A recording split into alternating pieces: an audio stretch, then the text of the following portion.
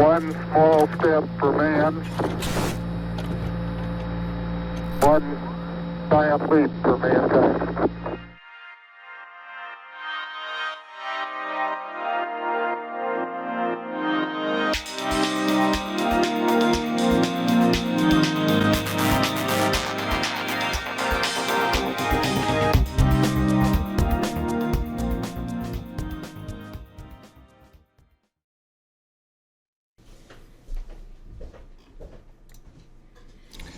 All right, so the plan today, we are going to be painting Giannis, the Greek Mage. It's another one of the new Bones figures coming out from Reaper. This is from their Bones 5 Kickstarter. As yet only available in plastic, but maybe someday available in pewter. And we're going to do kind of a traditional basic paint job on this, similar to the Archer that we did before. Same sort of lighting, same sort of colors.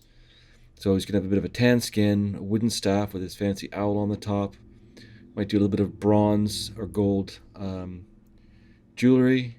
He's going to have a light colored robe with a blue stripe around the bottom. We'll do some brown leather details, gray stone with a bit of yellow highlighting for the base. And it'll be a fitting wizard / sage companion for Juliana, the archer that we did previously. And as usual, there'll be a link to this figure in the description down below. Now, let's just get that lined up. Get the lighting looking good. Been working hard to try to get the focus to work on these minis.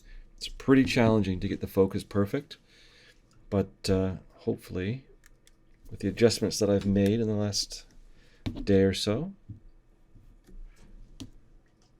it's going to be nice and crisp and clear for you. Okay, so the paint scheme. We're going to be using Reaper paints as usual. For the skin tone, we're going to start with Reaper Tan Skin. I'll use Reaper's Tan Skin highlight. And we're going to use Creamy Ivory for highlighting the skin. And for the shadows, we're going to be mixing in Burgundy Wine as the skin tone shadow. So Burgundy Wine, Tan Skin highlight, and Creamy Ivory. A nice contrasty skin tone. And as usual, I'll probably add some kind of a red in later. Let's just assume now that I'm going to use deep red to add a bit of red into the skin at some point. I'll put that on the palette. For his clothing, we are going to use, we want a warm white linen cloth. We did a cold white cloth on the other one. We're going to do a warm white on this one. So I'm going to base it with amber gold, and then we're going to highlight with golden blonde and linen white to give our white cloth for his clothing. The stripe on his robe is going to be tropical blue, but you can use, as always, you can use whatever paints you want. Just looking for something similar so you can follow with the ideas we're using for how we paint. For the whites that we need, we'll use Reaper Solid White.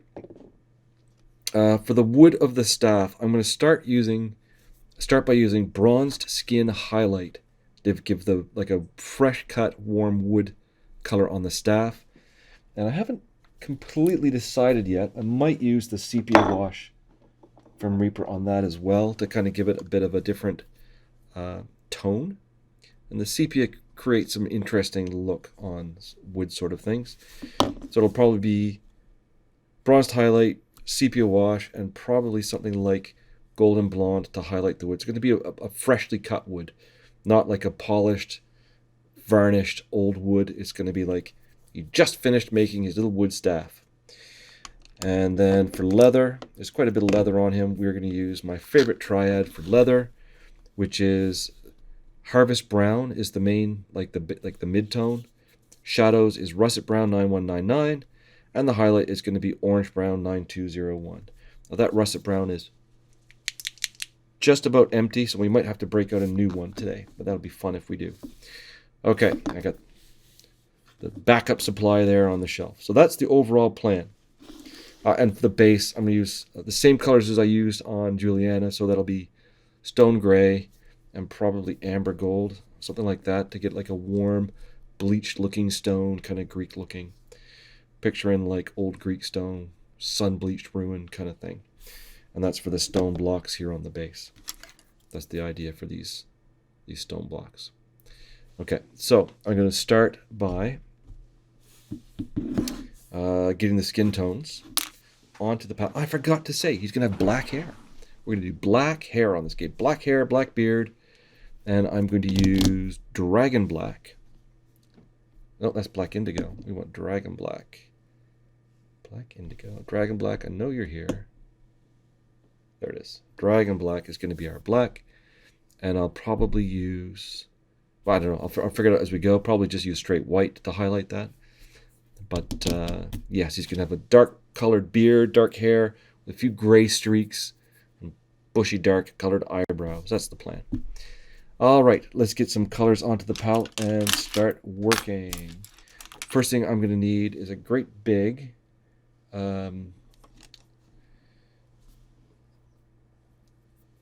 synthetic brush. I'm going to use that to do my first base coats.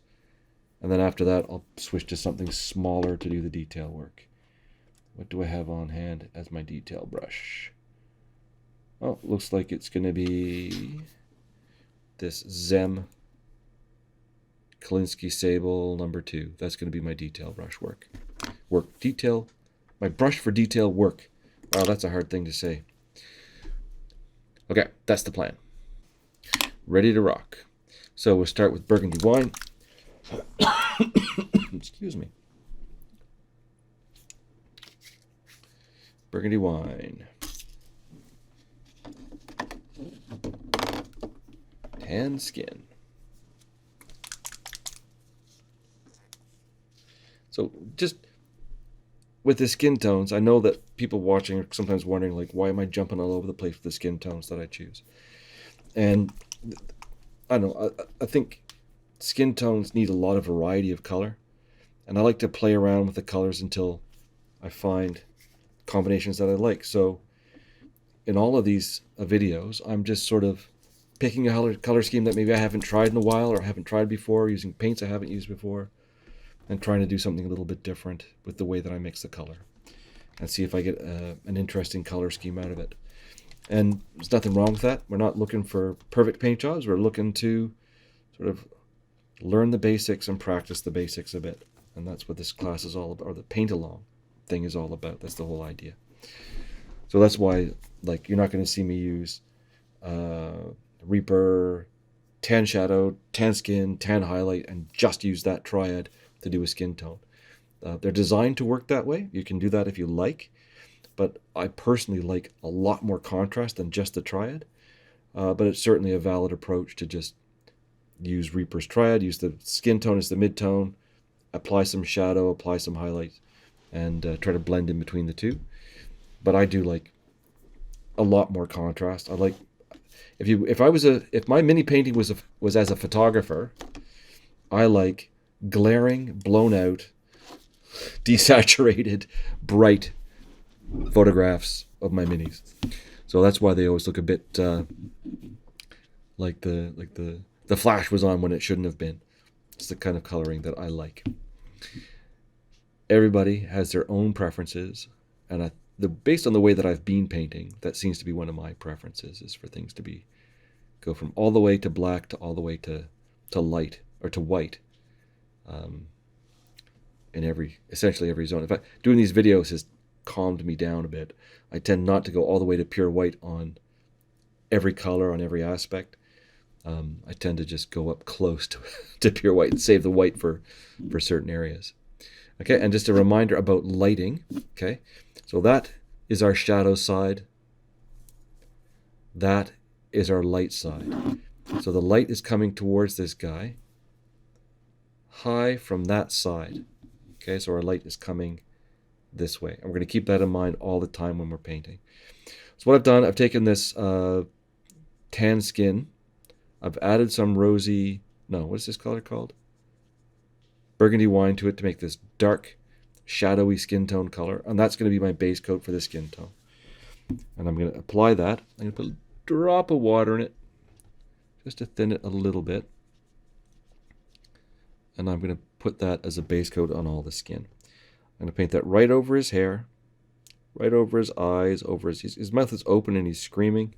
So I'm going to paint it right over that. And I'm not too worried right now about making a mess on the clothing. But when we get a little bit further along and we start painting that clothing white, it'll be a bit of a difficulty to cover up big splotches of dark color on the clothing. So we want to be a little bit more careful later on to avoid putting that any dark colors on the clothing. But for now, it's not going to be a big deal. So I'll put this first coat on everything. And as usual, I'm not going to keep working in one spot. I'll apply the base coat, leave it to dry, work somewhere else. And that's so that I don't end up tearing up the paint and create a huge rough texture on the skin. The way I paint, I tend to use kind of beat up old brushes for the base coats and things, and I tend to rush my highlighting.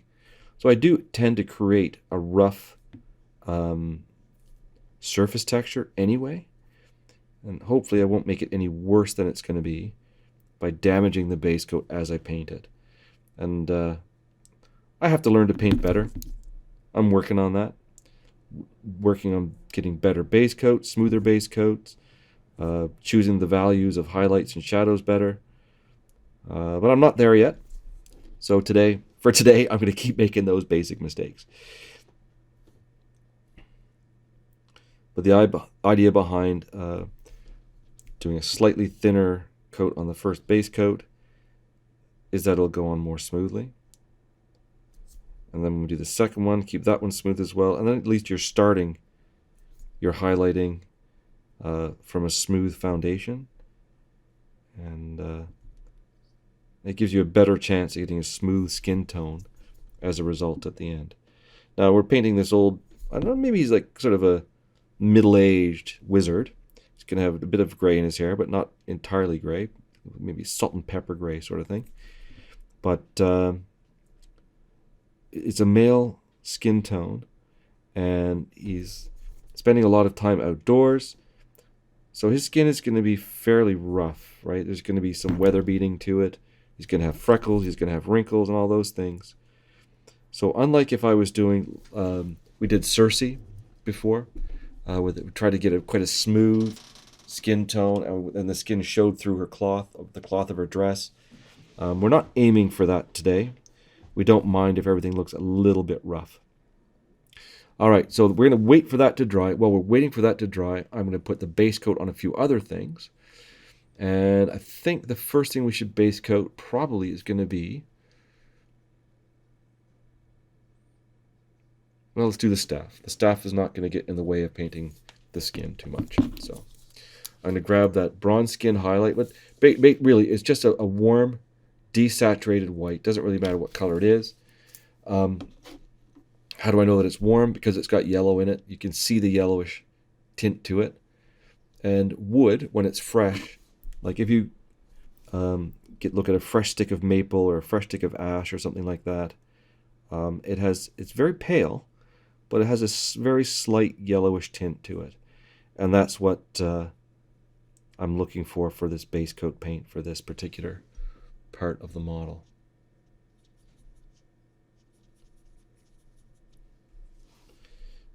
Doing what I did before, I'm thinning the paint just a little bit. And I'm just using water at this moment. I'm not too worried about controlling tide marks.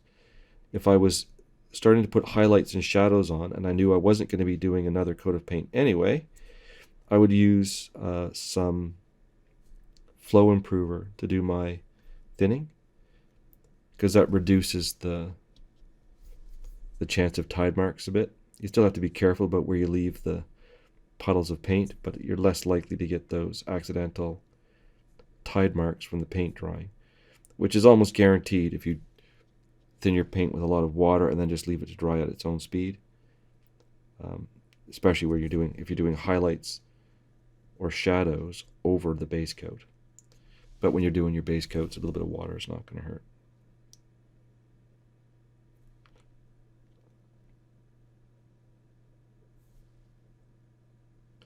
Now, I generally speaking don't thin anything with just water. And when I'm doing base coats, I generally just work with unthinned paint. But that, in a lot of ways, has been a way to practice brush control with thicker paint. And that was intended to help me work on things like wet blending and layering and all that kind of stuff, where you want to control how the layer of paint goes on and which part of the layer is thicker, which part of the layer is thinner. And I've learned a lot from that. But I am finding that just at the moment, with the way the weather is, for example, today it's quite dry outside, even though it's been raining recently, and the heat has been on in the building, so everything in there is bone dry. So things are drying very, very quickly. So I've been finding I need to use a bit of a flow improver just to keep the paint from drying out on the brush as I'm working. And that has been really, really helpful. I'm going to use this same wood color, this bronze skin color, or bronze skin highlight that I used on the wood. I'm going to use that on the, what's this thing called? Scroll as well. He's got this scroll in his hand. I'm going to paint the scroll the same color.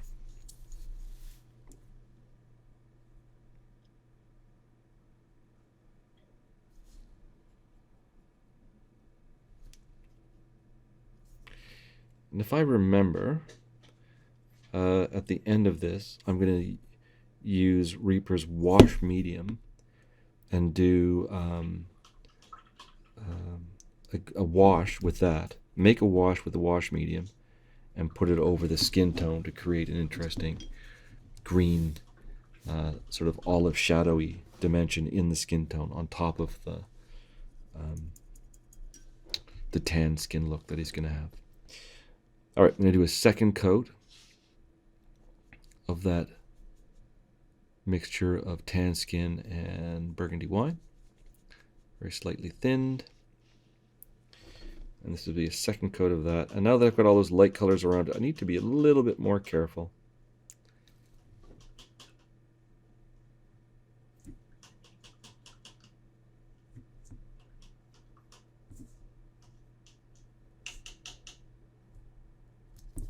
Just so that I don't mess up those base coats that I made. We're going to have to do another base coat on the, still to go on the robe.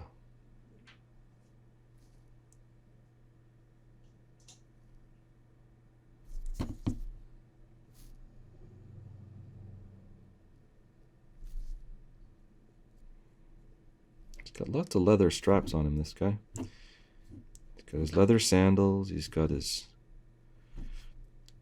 little pouches and things. Lots of little leather bits and bobs.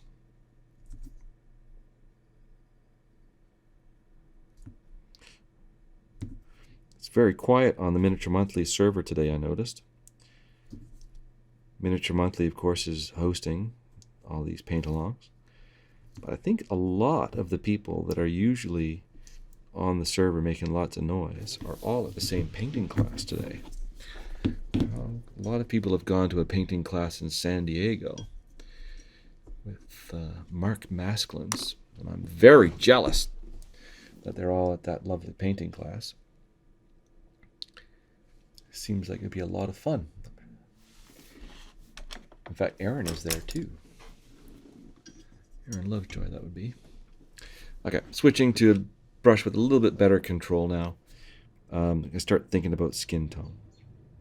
Okay, so I'm going to grab another dollop of this bronze skin, or sorry, tan skin, put it into the edge of the mix that I made before, and this is going to be my first highlight color. Okay, the first highlight. Now, I can see, I don't know if you can see that, like the edges of my palette paper are curling out of the water. It's already starting to dry out on me. And I just totally destroyed my paint.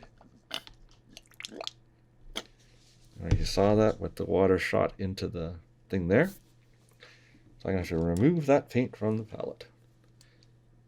Just grab it with a brush, lift it out. Actually, I don't just grab it with a paper towel. piece of paper towel, touch it to that bit of paint, boop, and it's gone. And the thicker paint that didn't have all the water mixed in it stayed on the palette. All right, good enough. Now, what I needed was a little bit of flow improver. A little bit of flow improver. I'll put my flow improver down here today. Grab a little dollop of that. Put a bit of that into the skin tone I just mixed, just to slow down the drying speed. And we'll get into it. Oh, what's going on? Okay.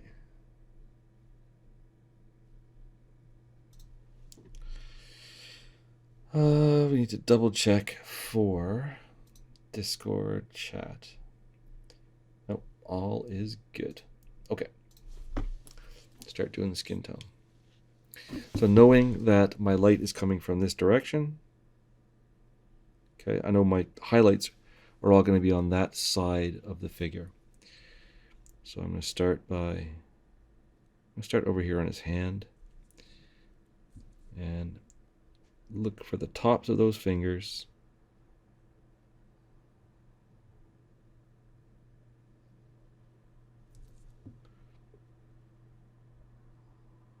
Top of the hand. And work my way along the arm.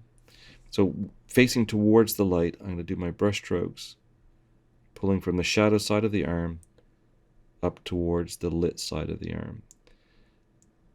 And by giving it, oh no, look, everything is drying as fast as I'm putting it on the figure. So I need a little bit more flow improver.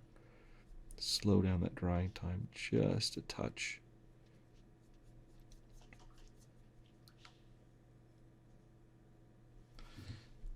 Okay, so that we're pulling the brush strokes out of the shadow towards the light. I'll do it on this arm as well. Start down in the lower part of that bicep and pull forward so that the highlight ends up on the part of the arm pointing towards the light. Just going to work our way along. There's his hand. It's got that leather bracer. We don't need to paint the leather bracer. The top of his arm, top of his hand. Keep working our way along. Always keeping in mind what direction our light is shining on him from, so that we can make sure that the brightest highlights face towards the light source. Just as a general principle. Okay. Now he's got that little bit of his leg under there. We're going to paint his calf, his ankle, his heel, and his foot. Now we'll do the leather at the end. So if you make a mess painting his toes, that's not a big deal. It's not a big deal if you get a bit of flesh tone onto the leather bit, because we'll come back and clean that up when we paint the leather.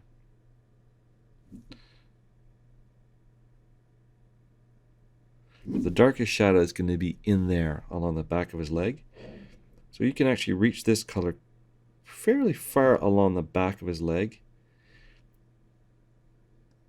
Don't forget that knee.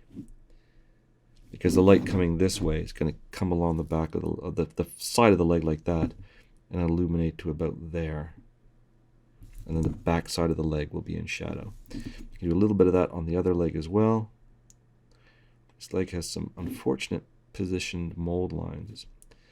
Makes it a bit of a challenge to paint.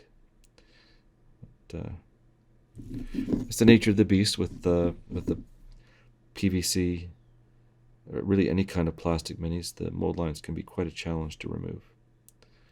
So for example, there's a mold line that runs along his leg. Between those two bits of leather, along his ankle, there's the ball of his ankle. And between the ball of his ankle and the top of the sandal, between those two, there's a defect from a mold line. Very difficult to get a blade in there without hacking off part of his leg. So you always want to remove the mold lines, but you also don't want to damage the overall shape of the figure by carving out big chunks of plastic by mistake. So sometimes it's just better to, I don't know, maybe not perfectly, we always want to try to remove the mold line, but sometimes it's better if it's not perfect and you didn't hack his ear off by mistake. Speaking of ears, there's his ear painted. Do the other ear. The ear sticks out from behind that beard. He's got something weird on his neck there. I don't know if that's like a parasite, a boil. I don't know what that is, but there's like a gemstone stuck to the side of his neck. It's very odd. So we'll paint his chest below his face. We're going to leave a shadow along under his beard, and then we're going to paint his actual face.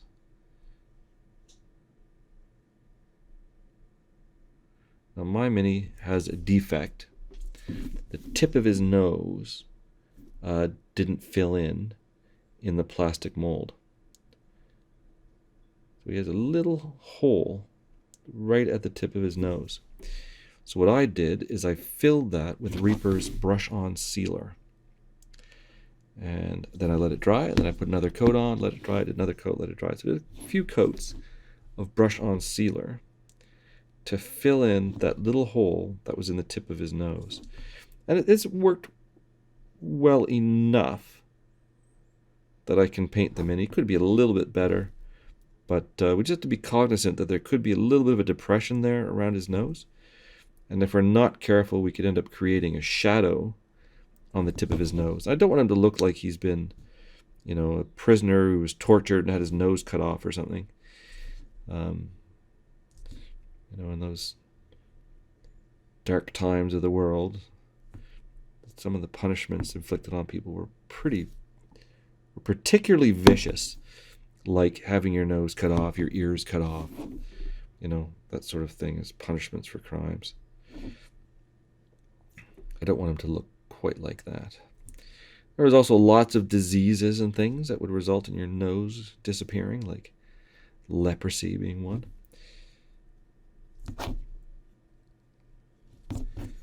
Gangrene from a battle, or who knows, there's all kinds of things that will result in that. Oh look, Twitch is giving us more advertising. Yay! Okay, so that's the... Oh, missed the back of his hand. I'll do that now.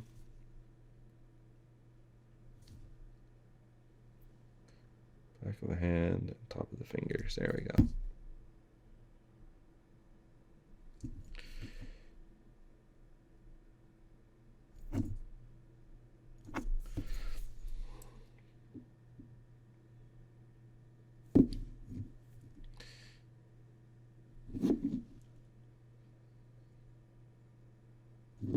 So I'm just going back and touching up a few places where the paint ended up being a little bit thin. Probably because I was using so much flow improver to get the paint to not dry quite so quickly. Just going to touch those up a little bit. So essentially I'm just selectively doing a second coat of the same color to remove some of that passion. You can always do a complete smooth coat if you wanted. Nothing wrong with that. Smooth out some of that the skin tone. All right, now usually I leave the eyes till much later, but his eyes are really tiny, and I want them to be expressive. So I'm going to do the eyes now so that I can make mistakes, and I'll still be able to come back and fix them. So I'm going to make a bit of a wash of why can't I remember the name of that paint today?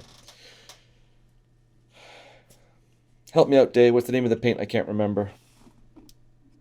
For eyes? Burgundy wine.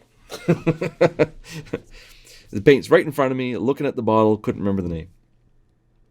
Burgundy wine. So I'm going to put just a little bit of burgundy wine around the eye socket. And that's to make it easier to pick out the shape of the eye, so that I'll be able to hit it when I reach in there with the tip of my brush to paint the irises and all that good stuff. I'll take this opportunity to put a bit of burgundy wine in his mouth as well, and under his lip, just to create a little bit of extra shadow. Now, hopefully, that has been enough that you can see where his eyes are too now.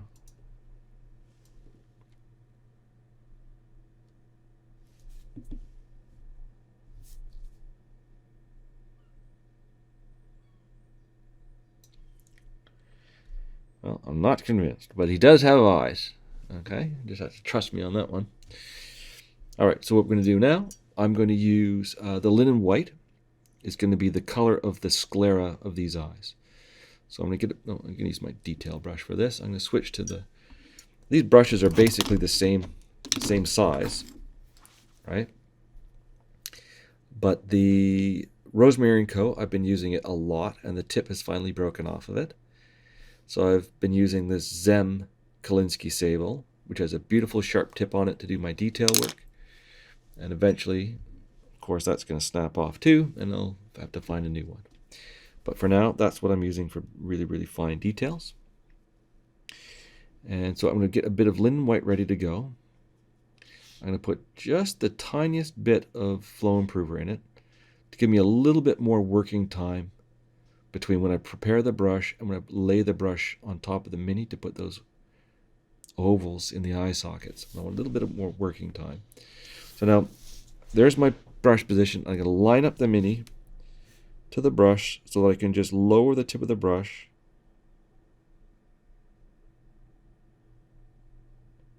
to paint the oval, the ball of his eye, the sclera part of his eye, this color. I'll do the same thing on the other side.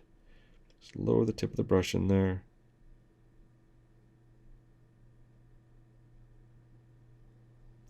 Give it a little wiggle to make sure the paint flows. And then we're left with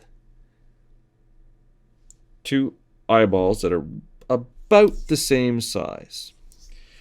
I'm not sure that they're sculpted the same size, actually.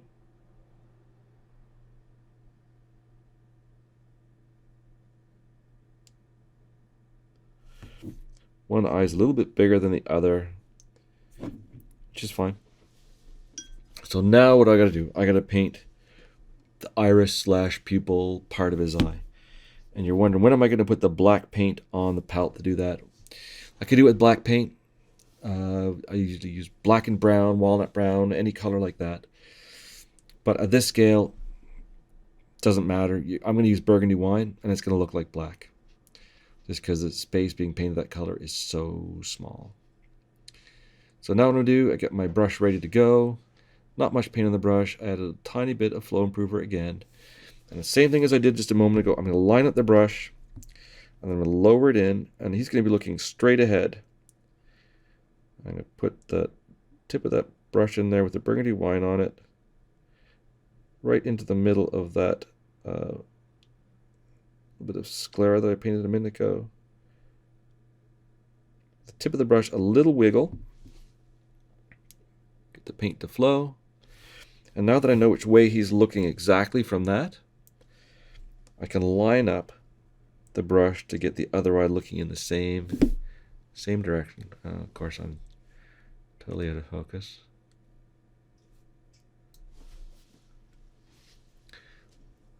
And I had to clean my brush, so now I'm going to get a flood. So I'm going to make sure I get the water out of the brush. Reload with actual paint.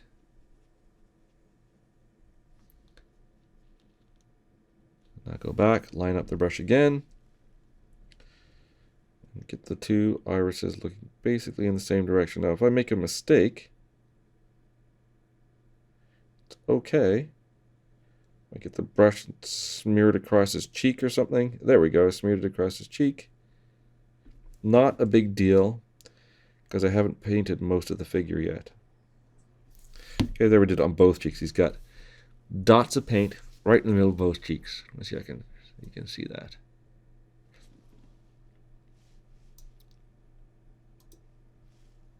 I don't know what's going on with this. There's something in the settings. Because when I do it like this on my other painting channel, it's crystal clear.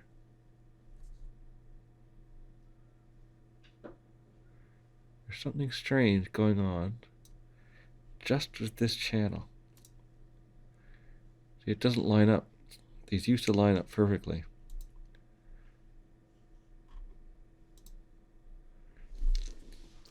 In any case, there we are, eyes done, looking straight ahead, intense gaze. And then we go back and we clean up the mess by painting over the cheeks with our skin tone that we had been using earlier. So I grab that on the brush and I'm going to paint over those daubs of purple paint that I put in the middle of both sides of his face by mistake.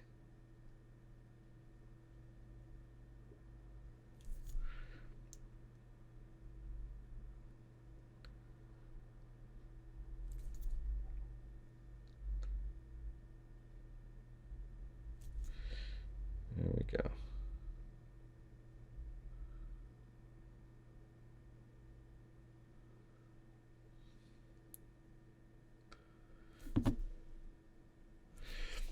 Lost some of the shadows on his face, so I'm going to bring those back. That's the mixture of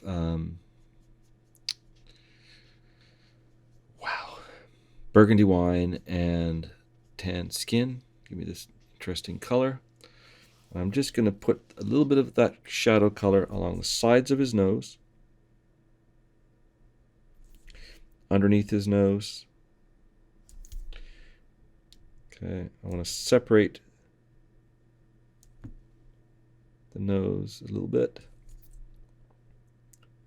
Bottom of those cheeks on the shadow side.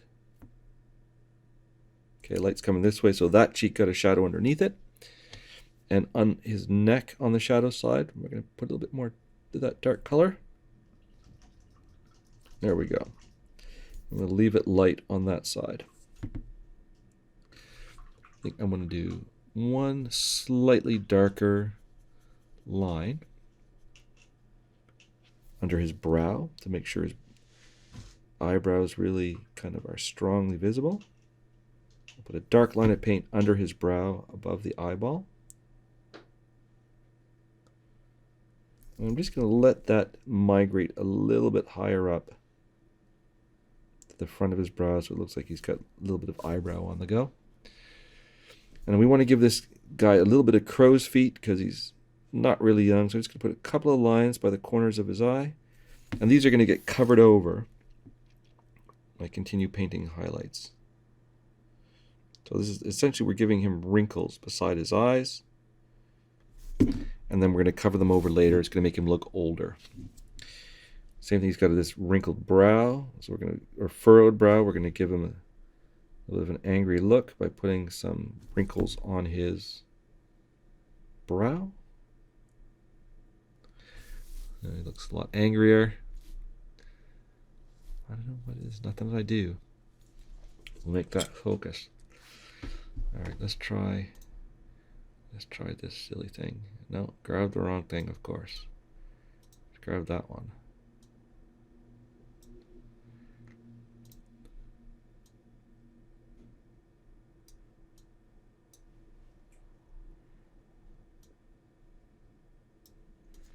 Do that. Line it up again. Let's see if we can focus that.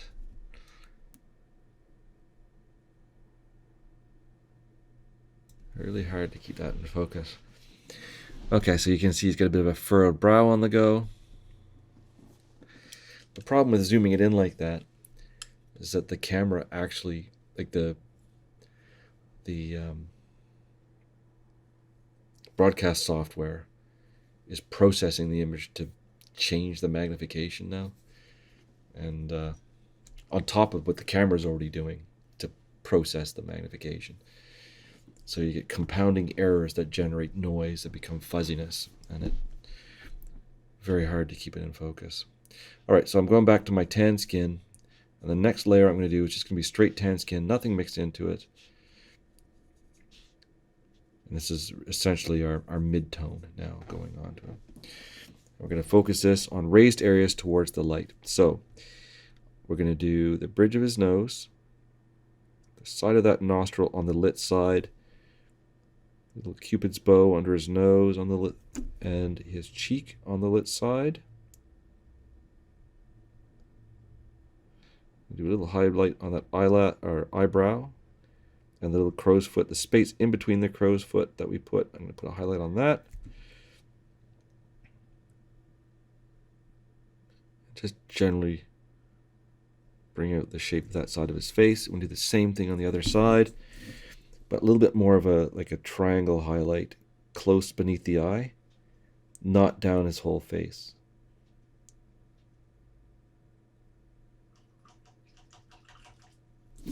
So that we get more light on this side, more light on this side, and less on that. Highlight his brow, the furrowed knot in the middle of his brow, both sides. And of course we have to highlight that bald head. It's a round shape, so we'll give it a nice big round highlight facing towards the light direction. Like that.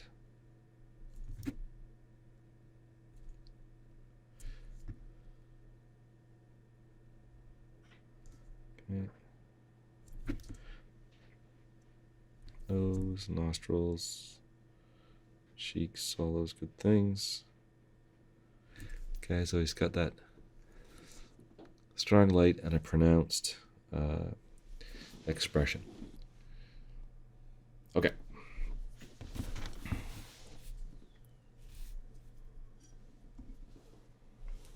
Let's keep fighting with our focus as usual.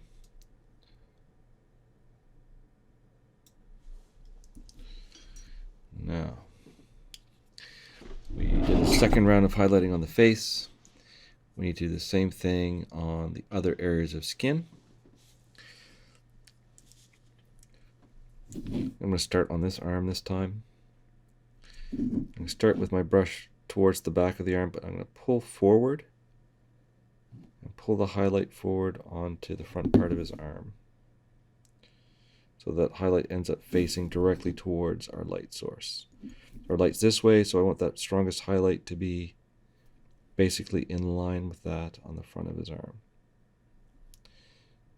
Now this is a daylight sort of scene, so the main light source is the sun, so we want fairly large light highlights facing towards our main light source.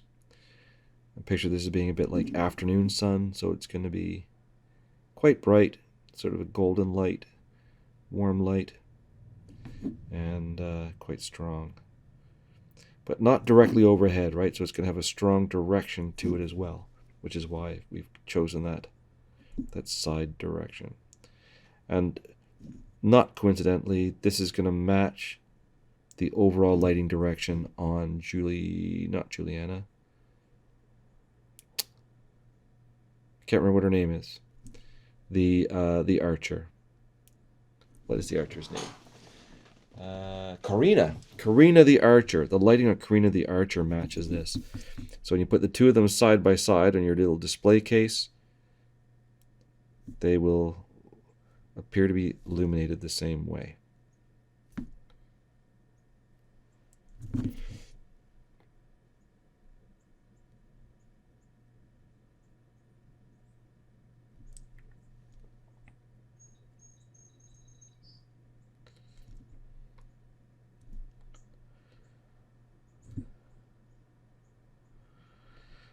Okay, now I need to give that a moment to dry.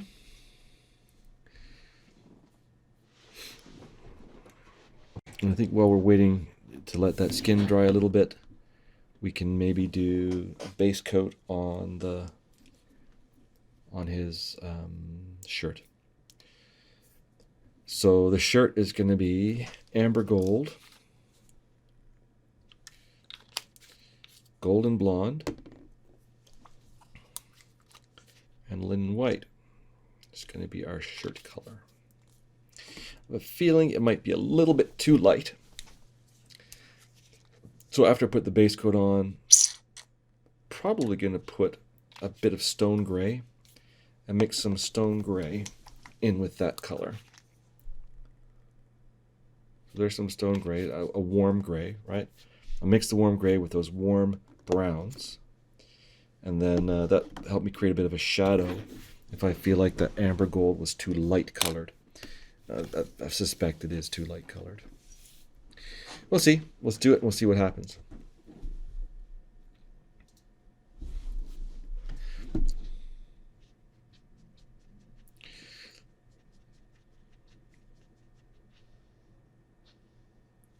All right, so base coat on all the cloths. I'm going to start up here on this shoulder. He's got quite a big necklace on the go. Some sort of amulet hanging from his chest with a... Oh, it's an owl's head amulet.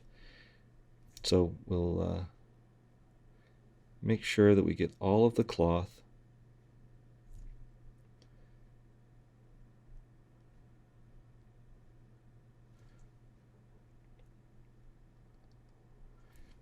We're definitely going to need 2 coats of this first color to get the color set in place.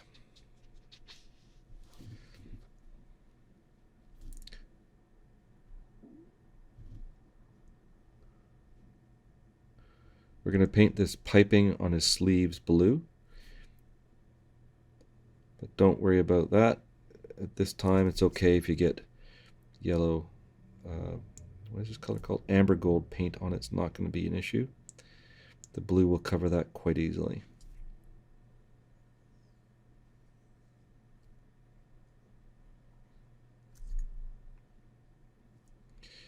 I like this color, but it does tend to dry fairly patchy. And so that's why we're going to end up doing 2 coats of this color. In particular, anywhere that burgundy wine got on the shirt when we were doing the initial colors on the skin tone, we want to make sure that this color is going to be opaque enough to cover that over.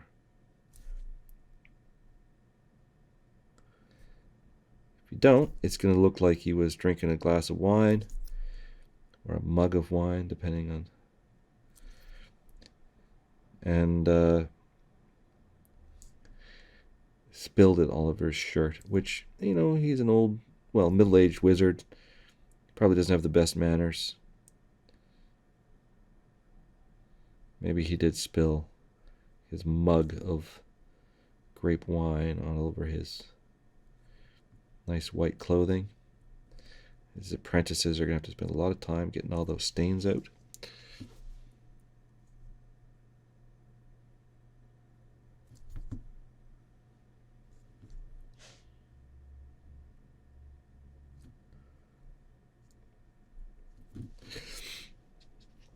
I wonder if a repair spell would fix that, would remove the stains.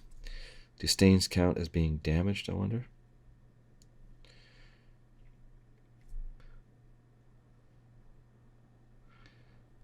And if it's made from like linen or flax or whatever, does it count as being organic?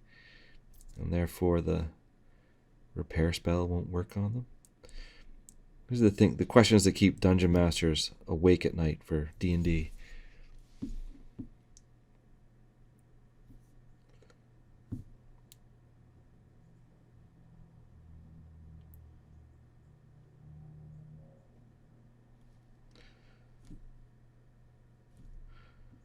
A little pouch on his back.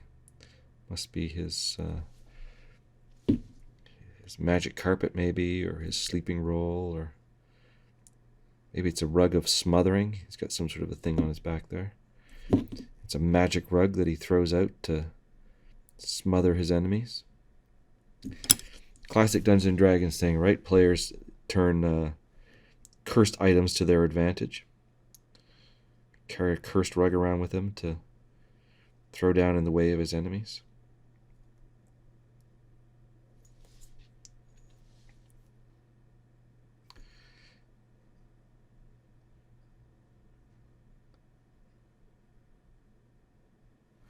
I used to love this one D&D group that I had where, you know, it was a high magic game, right? So there's a lot of magic items all the time. And the players would find all kinds of cool stuff and forget that they had it. The wizard would forget all the stuff that he had. But when it came to cursed items, they never forgot. They were always... It seemed to be that the cursed items got used all the time. And the really cool... I guess cool is a subjective measurement, right? They thought that the cursed items were cool, so they used those all the time. And the rings of wizardry and all that stuff that they had got ignored. Kind of funny, really. All right, so we let that dry.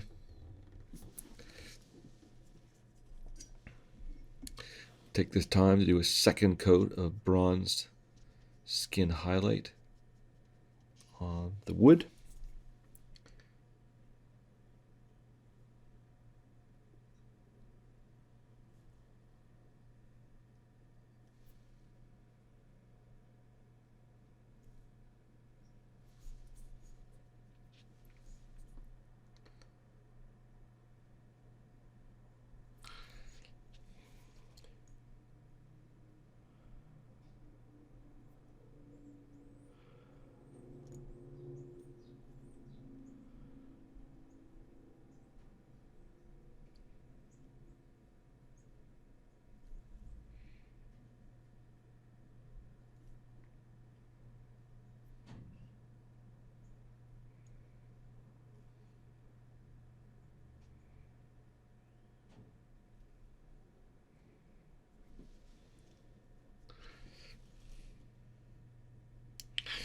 One of the colors that I would like to see Reaper develop would be some better wood colors. They've got a whole bunch of them. Like, I really like the rotting wood, ancient bark, a few of the other ones, but there's not really a color that I like for sort of the heartwood of like natural wood. They have a paint called heartwood, but I find that it's a bit too, it's almost orangey. I'm not very fond of it for painting wood. All right, that'll work. And now that that's done, our first coat of the amber gold on the clothing will be dry. So right away, I'm going to do a second coat of amber gold on the clothing. I'll start the same place I did before, up here on the shoulder, and work my way systematically across the whole figure, working clockwise, making sure I don't miss any part of the cloth with the second coat.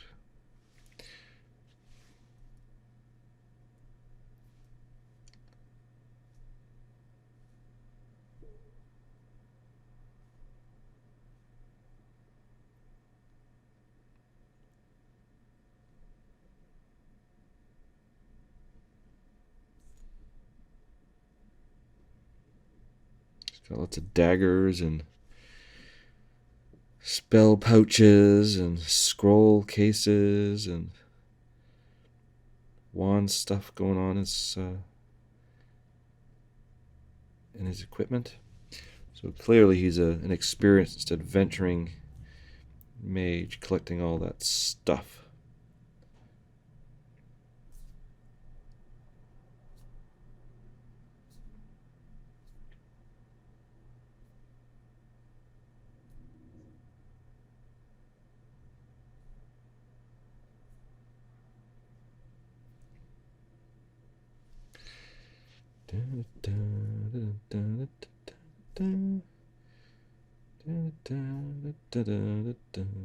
Oh, here we go. Singing has begun.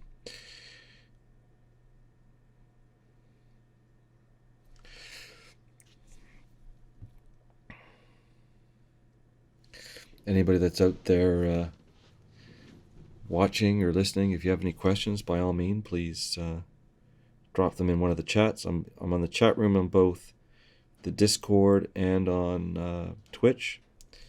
And if you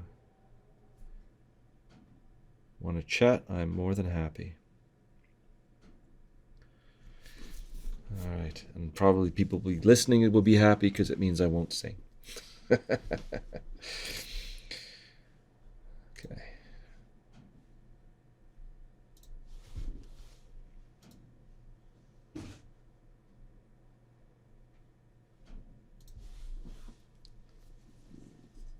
Oh, I said that and somebody dropped off right away. Classic. Okay, more skin tone. Back to the skin. So we're grabbing hold of this tan skin. Okay, and I'm going to mix a little bit of tan skin highlight into it. So about a 50-50 mix of the two. And I'm going to put a little bit of flow improver in that. And we're going to keep going with our whole highlighting thing.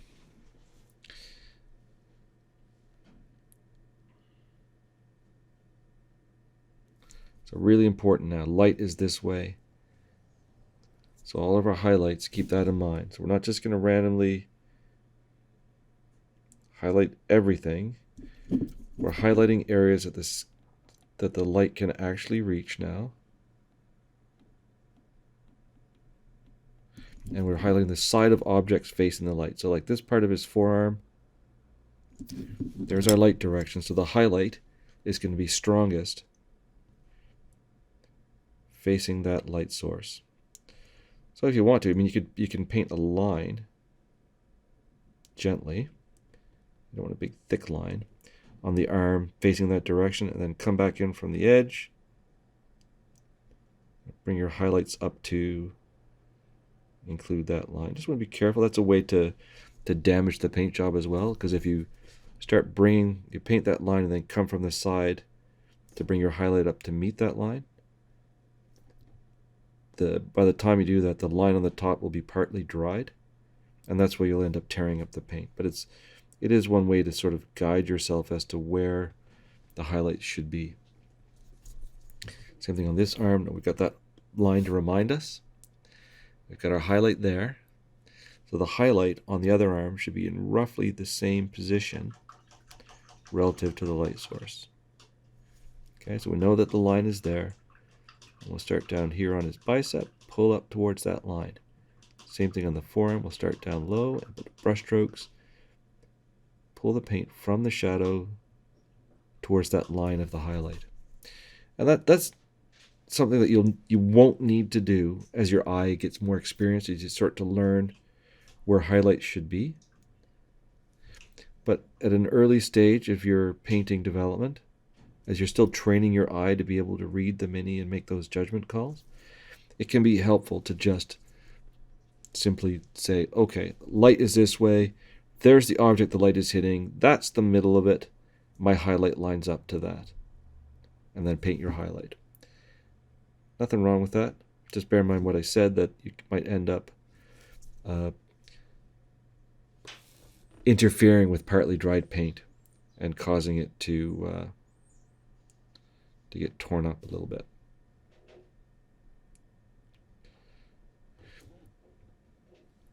Am I reading that correctly, that somebody subscribed to the channel? I think that's I can't remember what that person's first name is. Yes, I can. And in case, Zox, I just want to say thanks to you for subscribing again to the channel.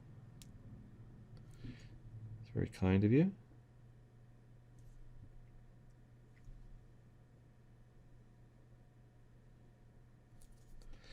There we go. Now, the face, same idea.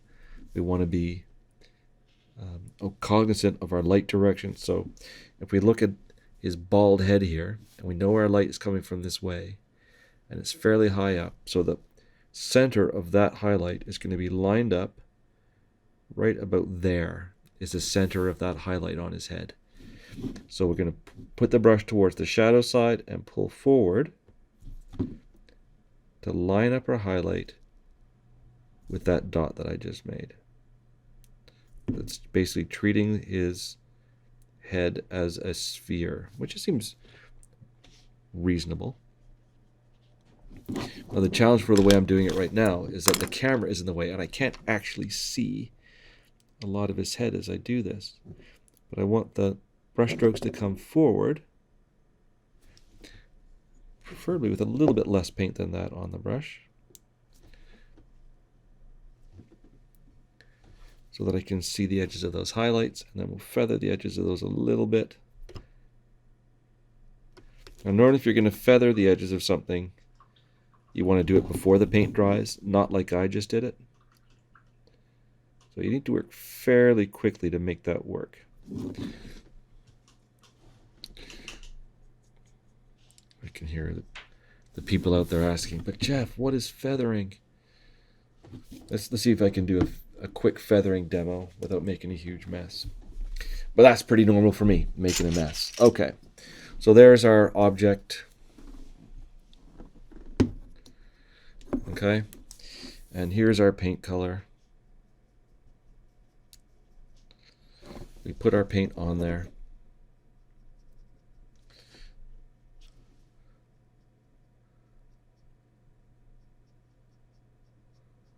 Okay, we got the big blob of wet paint. And you come in with your brush, and feathering it means working the brush edge along the wet paint to remove that hard line. Okay, to smooth things out a little bit.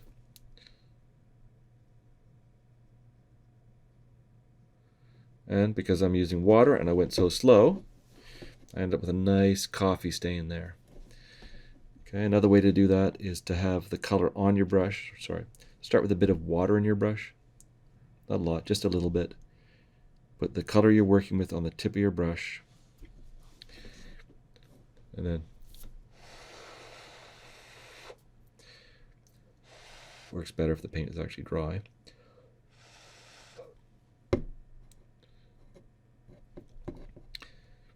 So put the tip of the brush into the paint that's the same color. Press fairly hard. And then work your way along. And as the water mixes with the paint, it softens the edge of that line as you make it. I'll do that again. So there's my paint color. I'm going to go in there, press kind of hard, and then work my way along. And as the water pushes up against the paint, it softens that edge.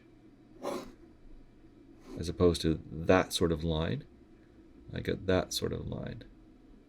Now, but with water, you can see that there's a little bit of a coffee stain right there as that's drying.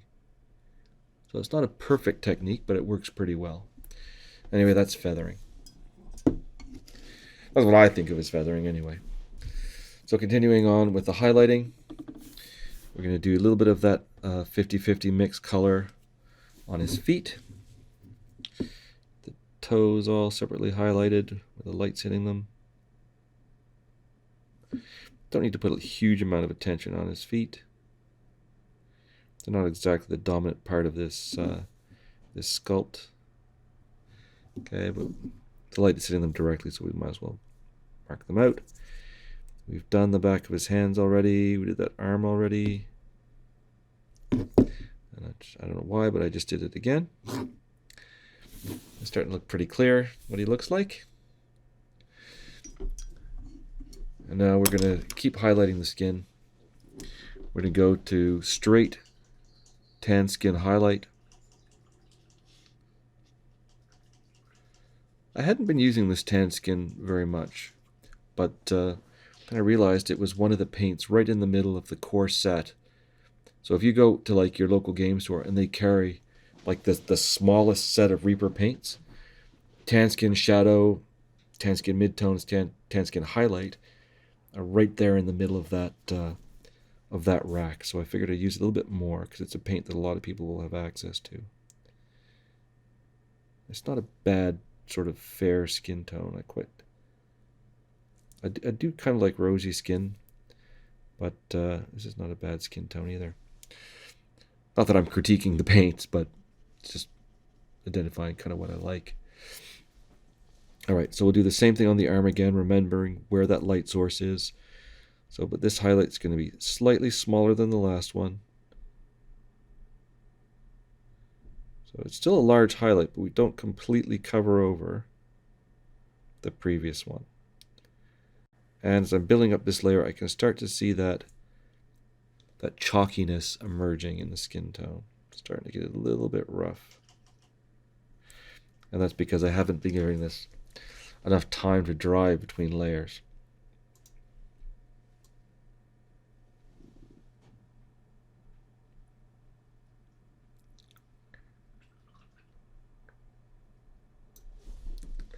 My eyes are just so bad. I cannot tell if that is in focus on the screen or not.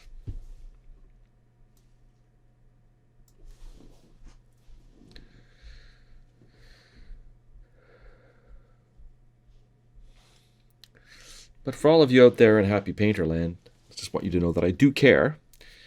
And I'm trying to make the thing as clear as possible, but I'm finding it very challenging. I did finally get the new glasses that I've been waiting for.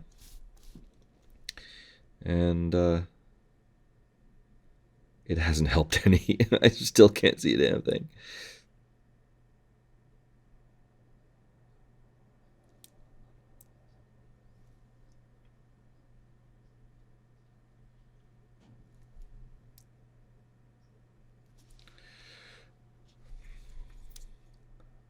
But this is the nature of aging. A little bit disappointed, actually. The optometrist said to me, "There's no reason you shouldn't be able to keep painting miniatures till you're 90. And in my head I'm thinking, yeah, I'm skeptical on that observation. And then he was like, don't worry, we can give you a good prescription, it'll all work. And then it's really not working for me.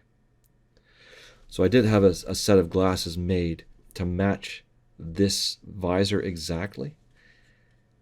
And but the focal distance is about 4 inches. So I could do the videos, but the miniature would have to be this close to my face. So my head would be under the camera. So I'm actually wearing the reading glasses that I got instead. And they're not quite... At least I can see what I'm doing.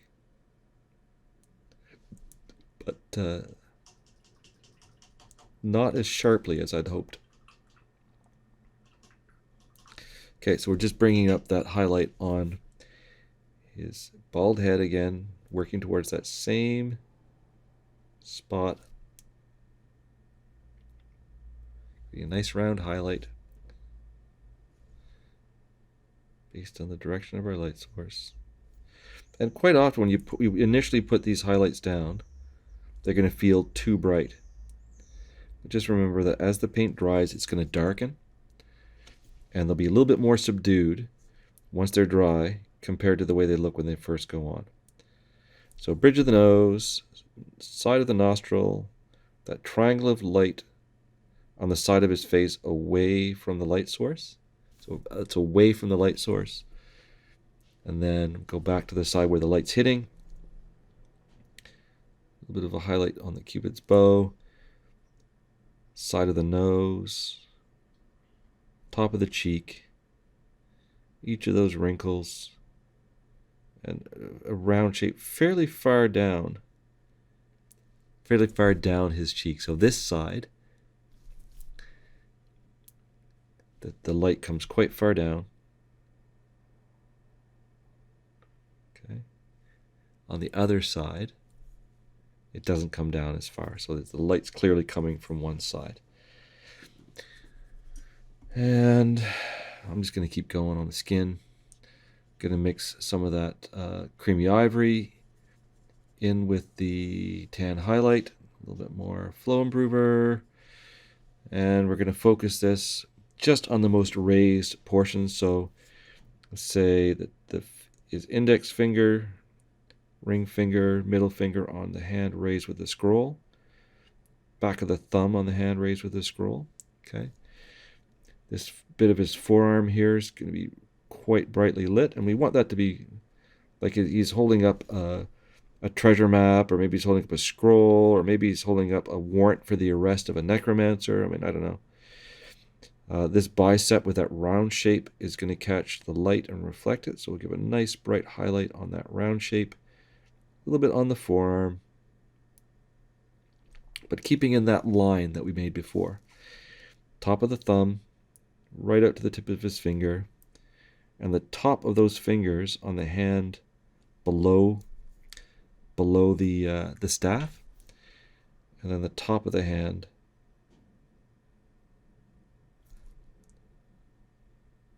but not all the way back. Okay, and I'm not worried about his legs. I think that's good enough. And then this color has to go on his face as well. So everything we did on his face before, we're going to do again with this highlight color. That's going to give him a really, really strong, almost crazed looking expression, or angry, intense looking expression. Need that triangle under his eye. That has a very famous name. I'm going to give a quiz to my painting student who's in the back of the room here. What's that triangle of light on the cheek facing away from a light source called, Dave? Do you know?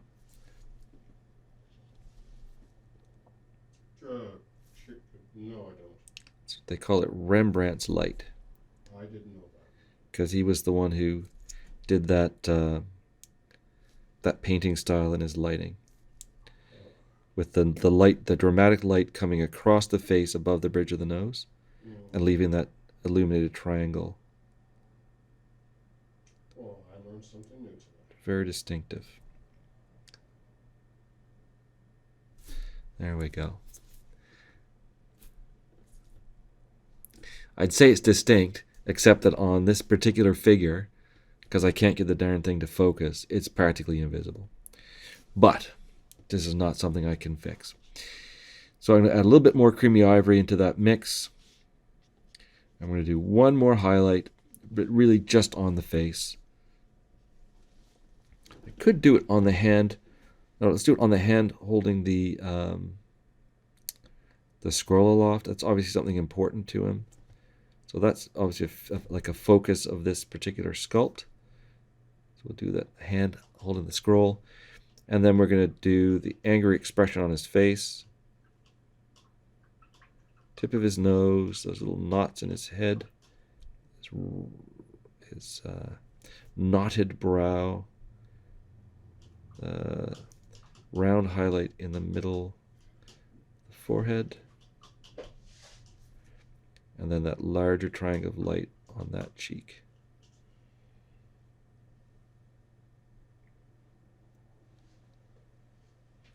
There we go. Now we've got an angry Greek wizard.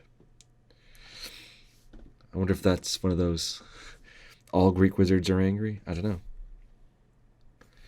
I do not know. I would not challenge him to a battle.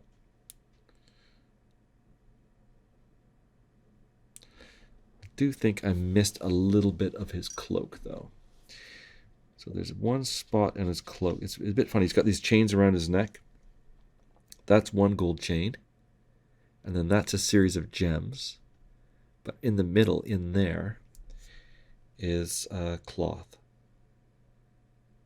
To highlight that bit of cloth in between the two bits of jewelry. There we go. I'm pretty happy with that skin tone. I think I can safely call that skin tone finished for this mini. You could always go back, and if you have spots like this, like on the back of his head, where the blending is not very good, you can go back a couple of steps, make a glaze of your intermediate skin tone, or your mid-tone, and then just glaze a little bit that over the transition, and that'll help smooth out some of those rough bits and patchiness in your blends. So sort of in the transition zone between the shadow and the highlight, would glaze that color back on again, and that will make things look a little bit smoother. Just like that. Bearing in mind that my plan is to do a green glaze on this guy as the final step on his skin tone. But we need to let that dry for a while before we attempt anything quite as crazy as that. That is a step for later on.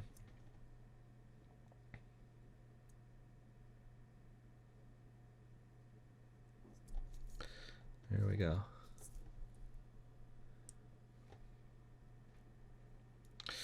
Now,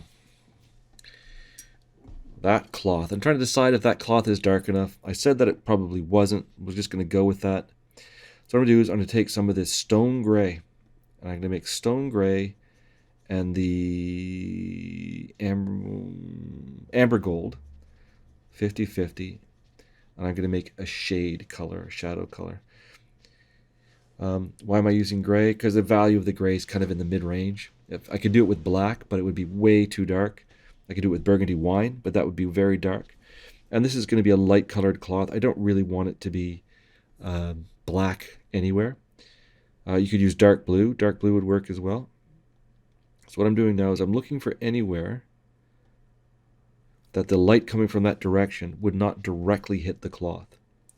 So like inside there, deep in this little fold. The inside of this fold here is away from the light.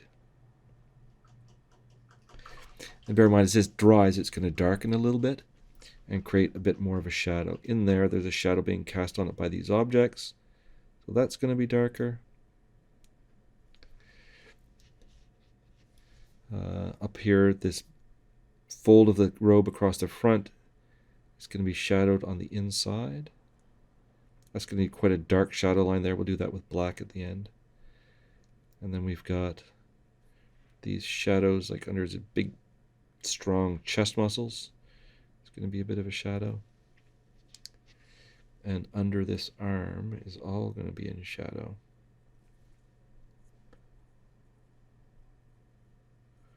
So this is not guesswork. I can rotate the Mini and look at it through the light. There's my light. It's coming down this way. So orient the Mini. So the light direction right now is directly from the camera. Okay, and you can see that that round highlighted on the top of his head faces directly towards the camera. So if I can't see that right now, it's going to get this shadow color.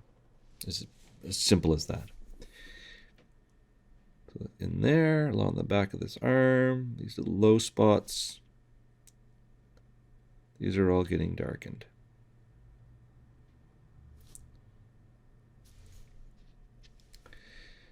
And if you felt like this shadow wasn't dark enough, you could always go another layer darker with the stone gray and just paint the deepest shadows stone gray. I'm not going to do that right now because I know that my plan is to go all the way up to linen white. So by contrast, this bit of brown with gray in it is going to start to look almost blue by the time I'm done highlighting the white. So that's going to look a lot darker than it looks right now. So we're just going to I'm going to leave it at that. But you can always go back and adjust it, use the gray, add burgundy wine, whatever you want to, if you really want it to make it darker. Okay, so there's my base coat of amber gold, a little bit of gray shadow, and now I'm going to take my golden blonde and make a half step between these two colors. 50-50 mix of those two colors. And this is going to be my highlight color. Of course, I'm using my detail brush for that, which is not what I had planned to do. Just clean that off. Go back to that older, still lovely brush, but not a brush I'm really worried about using for detail, saving for details. There we go. So this is my 50-50 mix, amber gold, golden blonde. And what I want to do is I'm going to basically build up to a warm white color in a few steps. And it's going to look quite white when I'm done, in a way that it won't look white if you just paint the white paint straight over gray. So we slowly build up a strong foundation of opaque, light, nearly white, warm colors. And then we paint our final white highlights over that. They have a really solid foundation and they're going to look quite bright. Is it going to take more time than just doing 3 coats of white paint?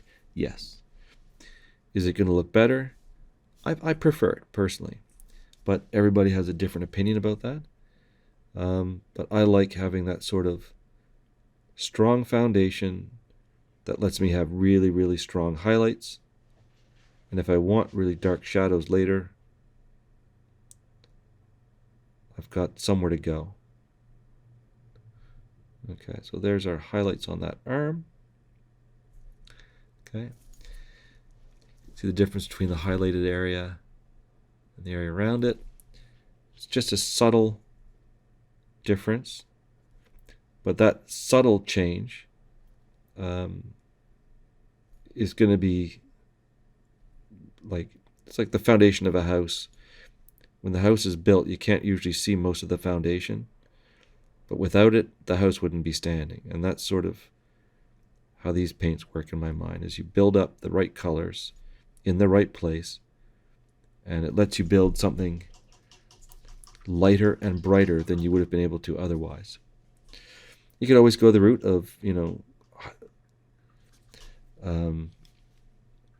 prime your mini with white paint, and then just avoid painting anything that you want to have to be a light color. I've painted that way as well. But I find that certainly for people starting out, it's hard to read the minis when you have nothing to show you the contrast.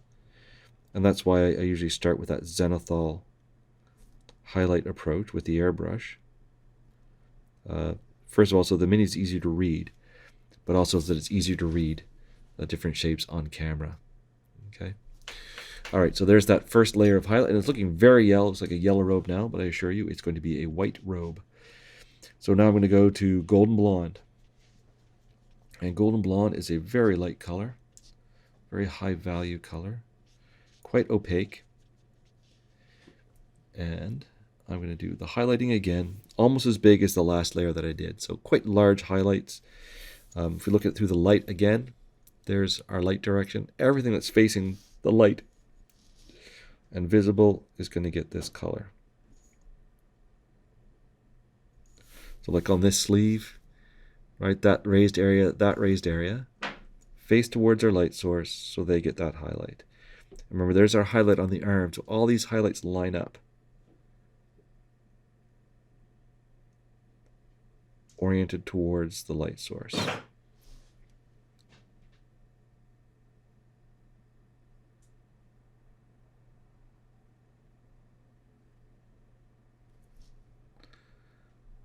The highlight goes like that on his arm, so the highlight on the clothing gets lined up with that as well.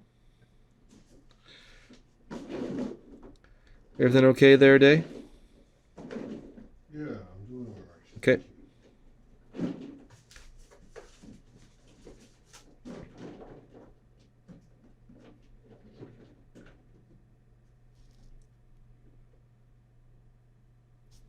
There we go.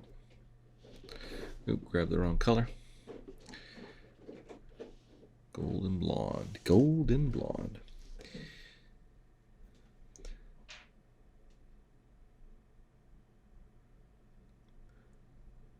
This triad is actually really good for blonde hair as well.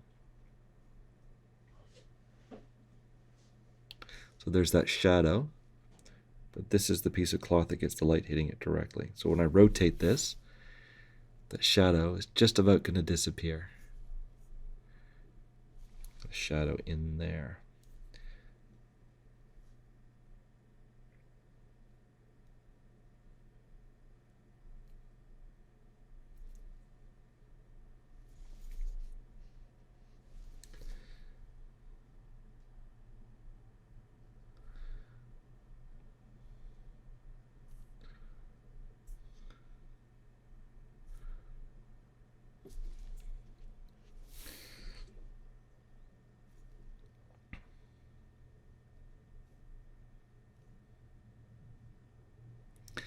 Just a reminder with these paint-alongs that we're aiming for really beginner techniques, and we encourage you to ask questions. If you see something on this that you tried to emulate and it just didn't work for you, you can get in touch with us. Either go to the Miniature Monthly Discord channel. I posted a link to that earlier. I'll post that again. Or send me an email. You can get my email off the Facebook page or off of the website at hecatina.ca. And we're definitely open to questions. There's a great discussion group on the Miniature Monthly Discord where you can put a photo and get some feedback and advice. Or you can sign up for a class to talk to one of the pros and get some advice specific to your situation. I do one-on-one classes as well through my own, what's that thing called? Website. And actually quite often what happens, people will sign up for a one-time painting class with me. And we talk about whatever it is they're working on, get a bit of advice. And quite often I refer people off to whatever professional painter I'm aware of that is going to best be suited to their learning needs, and then get them in touch with the right person and help them on their way.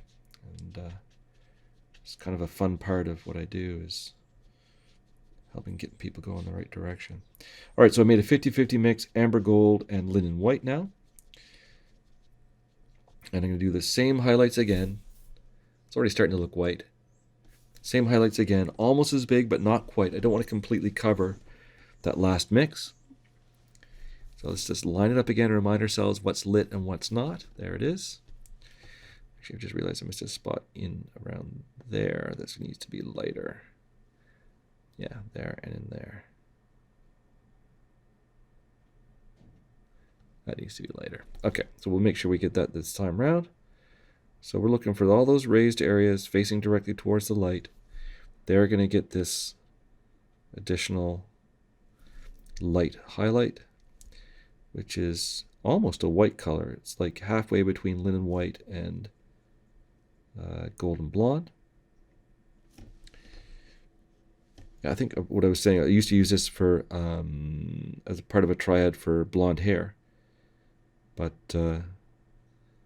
I don't know what my preferences changed for some reason, and I started to use the Palomino gold, buckskin gold triad, and I quite like that one too. Probably because it's got a little bit more color to it.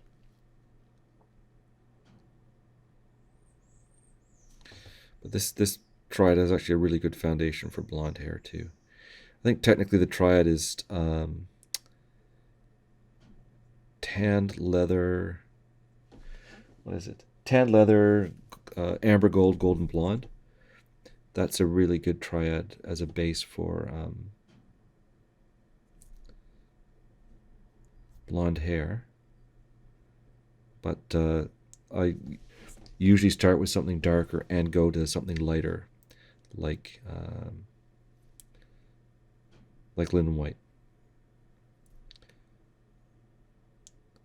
Again, that's my preference, right? I like things to be really, really brightly lit, really bright light highlights.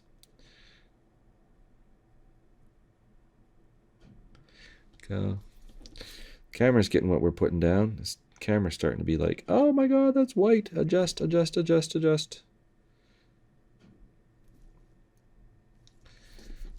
Get that little bit in around there.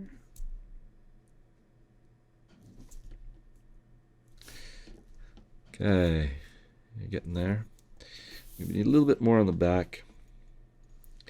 Not too much on the back.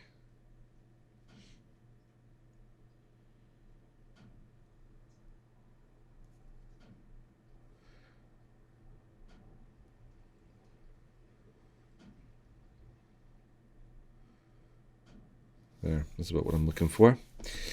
Okay, starting to look like he's wearing a white robe. And now we go to straight linen white and put a little bit of flow improver in there. And now normally this linen white color can be very chalky, but because it's already in the mix, there's a good foundation under it. We're thinning it carefully with a bit of our flow improver. We're not going to overload our brush. This should not look particularly chalky when it dries. That's what we're aiming for. So once again, the most raised areas get this color. The edges, like if there's any sharp folds in the cloth, they're going to get this color. And you can still make these highlights quite large. It's white cloth, which means it just reflects a lot of light. So even the brightest highlights on it are going to be quite light. It's not going to be like a non-metallic metal sort of approach where you apply your white very sparingly to save it to make things look like they're gleaming or reflective. these light highlights are still going to be quite large.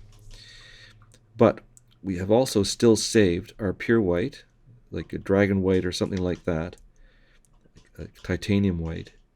So if we need to put a further highlight on this white cloth, we still have one layer higher that we could go if for whatever reason we needed to do that.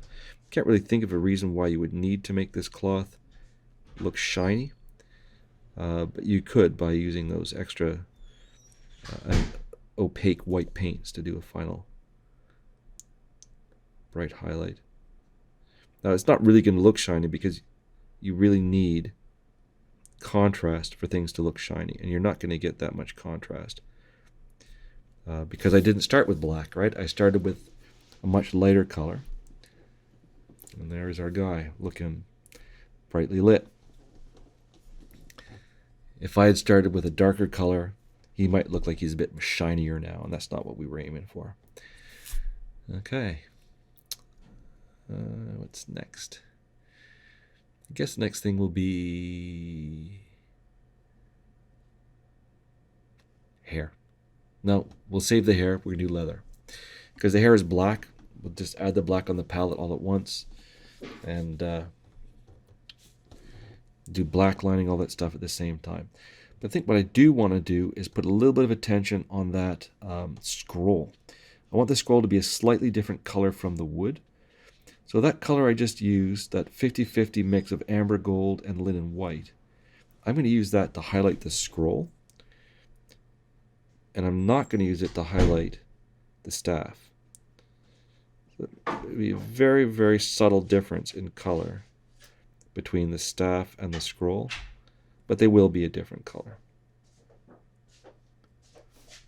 Okay, and we need to do a little bit more of that on this side just because of the way the light's going to bounce. Not too much. We are still going to use the sepia wash on the scroll, even though we want to be a different color than the wood. There we go. Okay. Now for the wood. No, sorry, the leather. Leather's next. Leather's next. Don't get distracted. Russet brown. See if we got any russet brown left in this bottle. Not sounding good. Oh, there we do. There we do. A little bit of brown left. I can do the blue stripes too. Can't forget those blue stripes. I'm going to put the blue on the palette right now so I don't forget. I have that color in the corner of my eye reminding me. Paint me blue. Okay.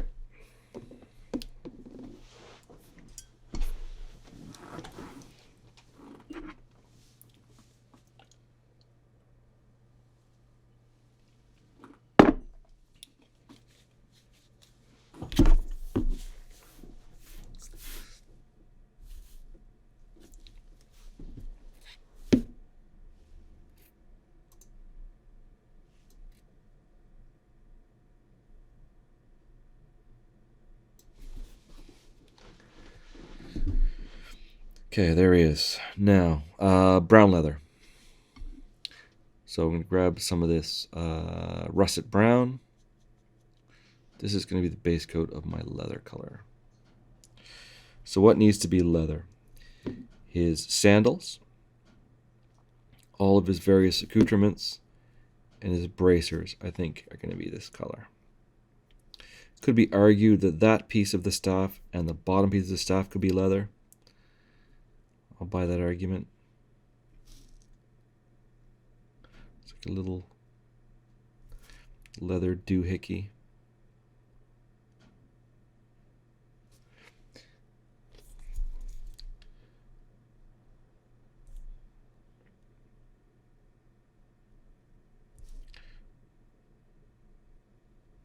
The one on the bottom should probably be metal, but I don't care. It's going to be leather.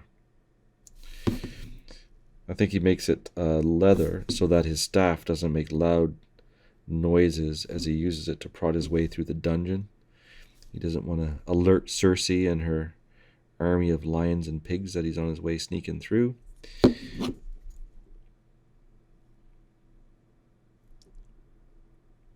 Because if he makes a mistake and he alerts everybody, then Karina just has to shoot more people, and that never makes her happy.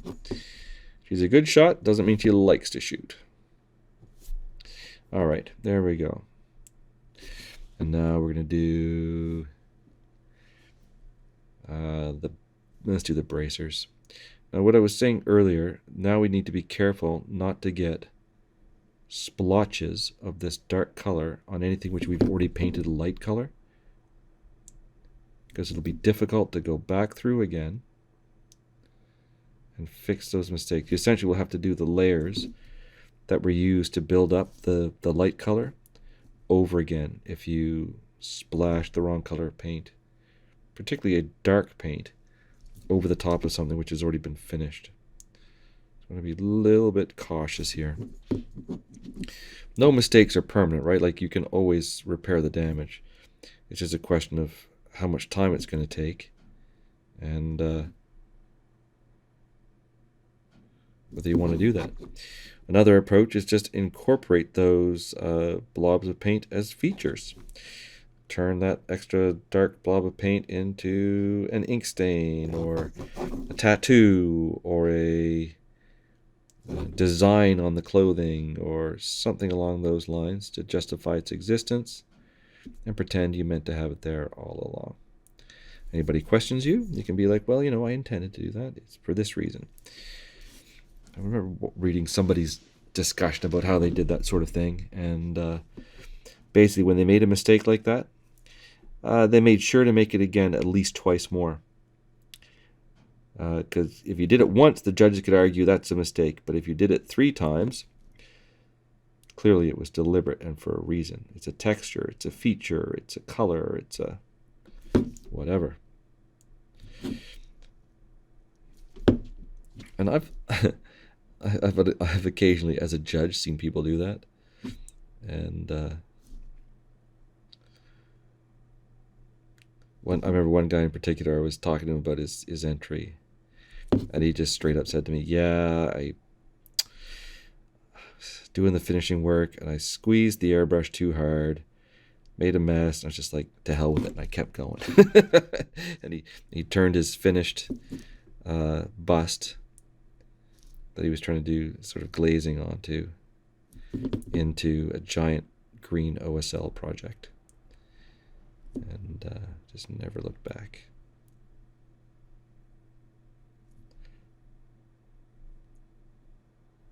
That's what that backstop feature on the airbrushes is clearly designed for. So you can do glazes on your finished figures without the worry that you're accidentally going to squeeze the trigger just that little bit too hard and coat the mini completely with ink or with paint, as he did.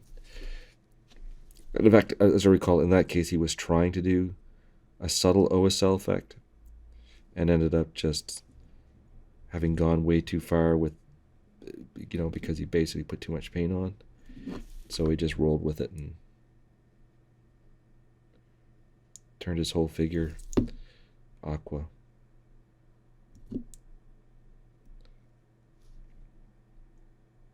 Oh, just painting the leather on the sandals, getting those details done. That's way too much paint on the brush.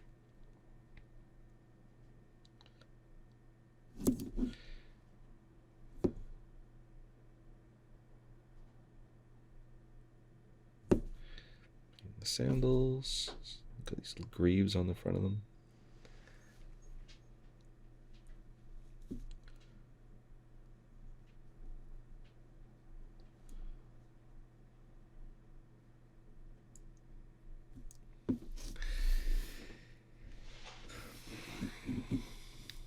I don't know why.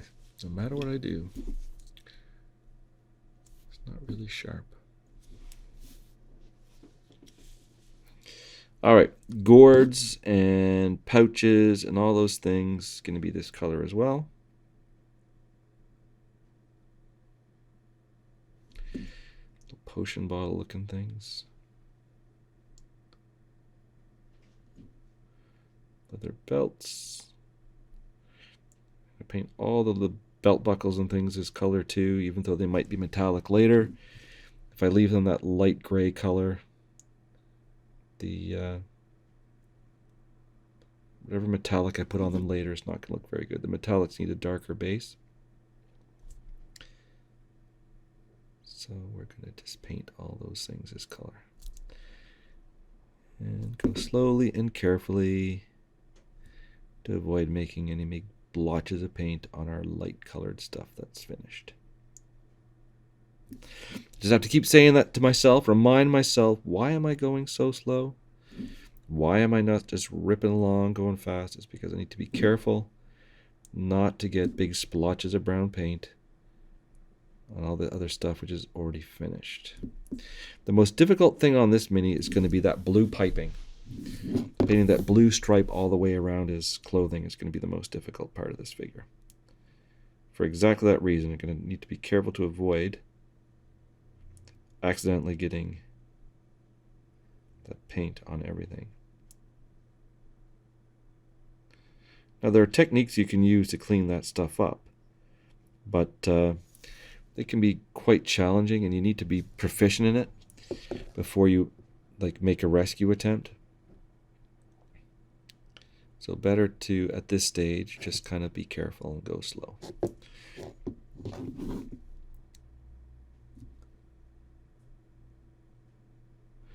One of the things we do to get ready for this sort of painting is we black line everything on our mini. And not this, well, we're going to do that on this mini, but on every mini that we paint, we black line everything. And the reason for that is brush control practice. So when the time comes, you need to do painting like this, you can put the line of brown paint around everything, put that blue line of paint on things confidently, without worrying too much that you're going to make a mistake. And then away you just roll. I'm not worried. All right, now this cloth roll, I don't really know what that is. I don't know whether that's a blanket or an oriental rug, or who knows what that is. I don't. So I don't know. I'm going to have to think of something, because at some point I'm going to have to paint it. Maybe it's like the golden fleece rolled up. Maybe this guy has been visiting Jason and Medea and stole their golden fleece that they already stole. Burgled the burglars. You never know.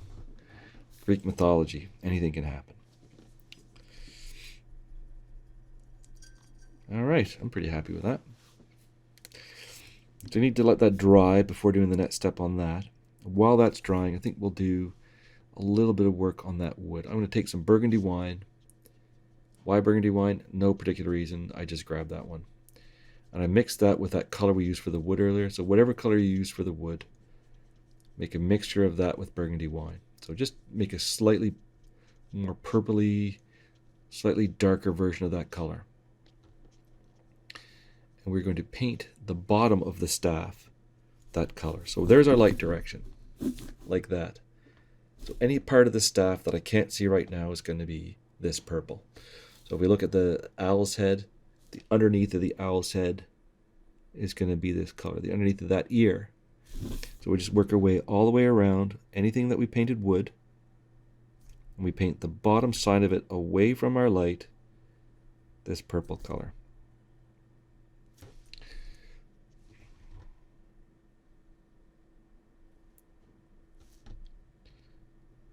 Now, as I said, I'm going with sort of a very light, fresh wood color. If you wanted to make a darker wood color, you totally can. All you would need to do is maybe choose a different color to add to this wood mix. Choose something like maybe, I don't know, like a deep red or a chestnut or something like that. And then use that color to darken it. And it's going to change the tint of the wood. Now remember that arm, right? There's that highlight on our arm facing this way. So the highlight on the stick is going to be similarly positioned. So now I'm looking at directly opposite to that. So my highlight is there, So my shadow is on this side. And the shadow is going to be just slightly less than around half the diameter, or half the circumference, I should say, of the staff. Because we want to have a fairly large highlight. So just a little bit of shadow. Wrong. Pretty big shadow, but also a pretty big highlight. Bring it around. Go under the arm. So we look at it from the light direction. We can't see the back of that staff. We can see the staff down here, but not in there along the body. So that gets a shadow. I made a little bit of a mistake there. We'll fix that later. But this part of the staff is all in shadow and all along the back of it. We'll give that a good old shadow all the way around.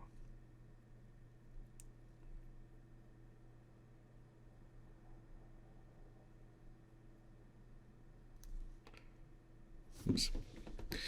Oops. Not the sound you want to be making when you're painting. The light paint next to a dark paint. Light paint by a dark paint is not so bad. It's the dark paint on a light paint that's a pain in the neck. Alright, so there's the shadow on the staff. Goes right there too. Okay. Are we good? Maybe a little bit more on this side down here.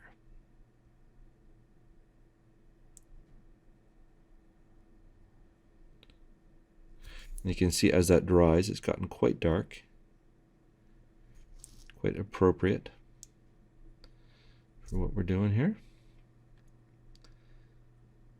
It's got a nice strong shadow on the bottom of that. Oh, you could go darker, but I'm content with that for today. Now I'm going to do one highlight on that before I do the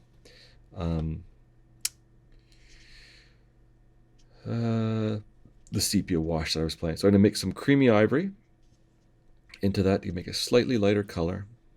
Be my first highlight.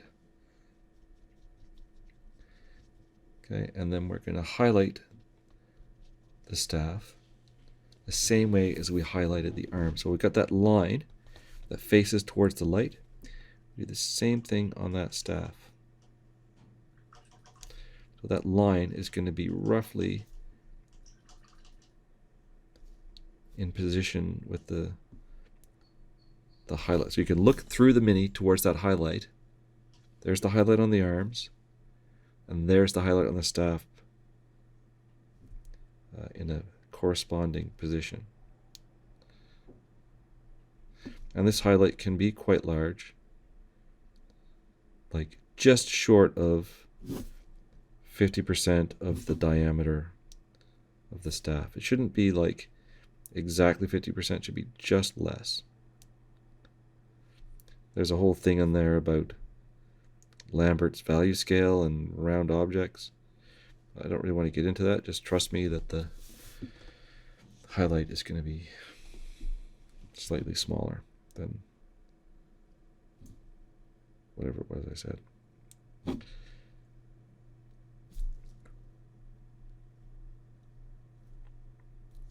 Okay, so we'll look at it through our light source again. There we are. So this highlight could be bigger back here based on that observation. Back of this could be a little bit lighter. And what else? Oh, this light's going to still catch a little bit down there. Right, light is directly going to hit that. There we go. Our little owly guy gets a highlight.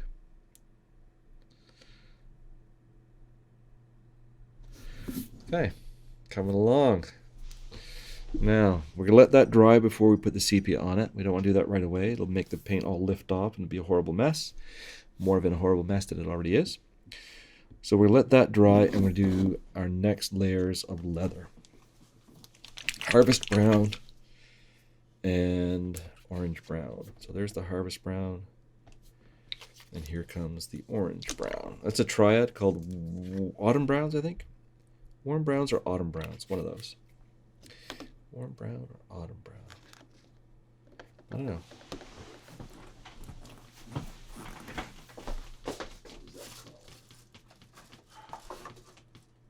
Autumn brown. So it's called autumn brown. And I love it. It's a great triad for doing kind of leather details and things. And it's sort of a transparent paint, so you don't really need to do half steps with it. So I'm just going to add a highlight of this orange brown right over top of the russet brown. And they kind of just naturally merge together into something that looks a bit like leather. So I'm going to start here on the arm. But the position of this highlight on the leather is still going to line up with the highlights on the staff, the highlights on the skin.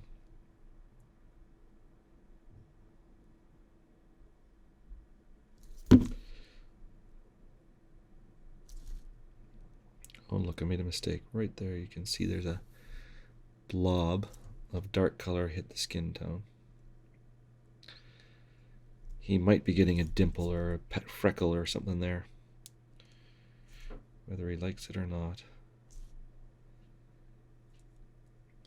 Although he's going to be black-haired, so freckles and dimples might not really be part of his life.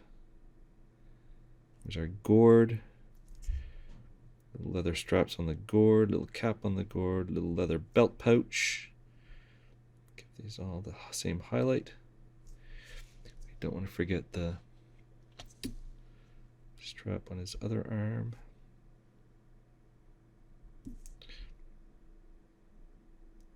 He's got something fancy going on his wrist up here. Maybe he's discovered about, I don't know, a whole, what's that magic item? The necklace of fireballs, something like that. He's wearing a necklace of fireballs on his wrist.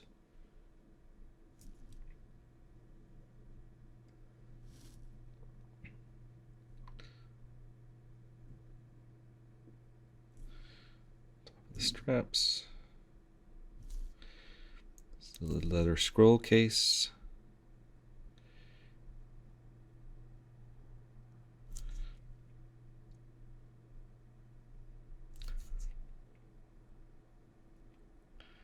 Just giving little highlights to all the various leather bits and bobs. Straps on his legs. Greaves on his leather greaves on his sandals.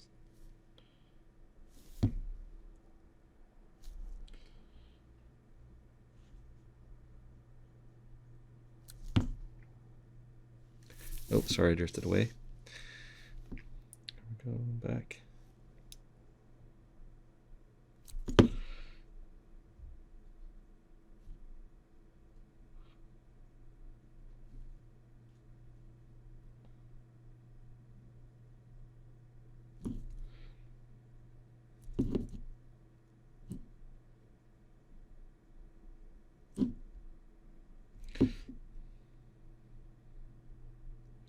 Not really sure what I'm going to do about the focus situation. It's very frustrating to try to show you this stuff with I'm sure it's frustrating to try to watch it if it's not in focus.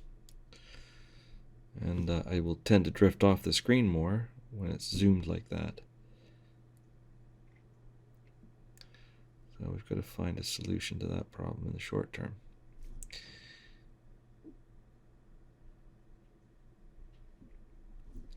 Maybe in the next season of videos. I'll just remind people again that if you're watching these and you want to give suggestions, you are absolutely welcome to do that. I'd love to get suggestions from people for what minis we should paint in these videos. I'm going to switch to my detail brush, I think.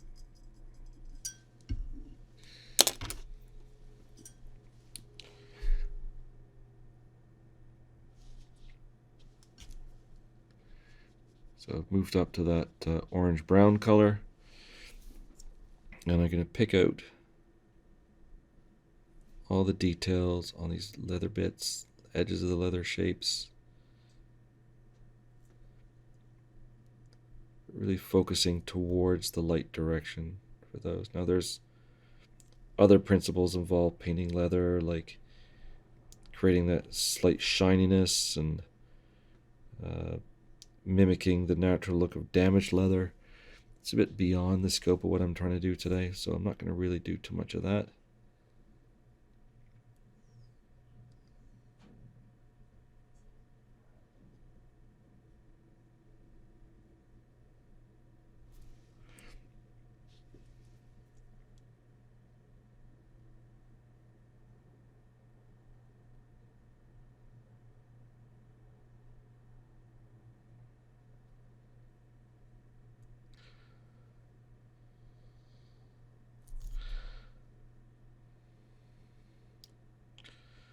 Now just try to keep these orange highlights.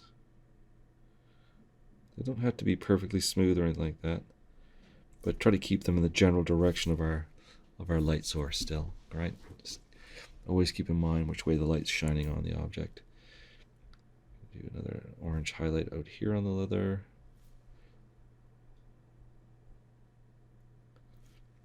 Same thing down at the back. On this kind of beat up looking leather greaves.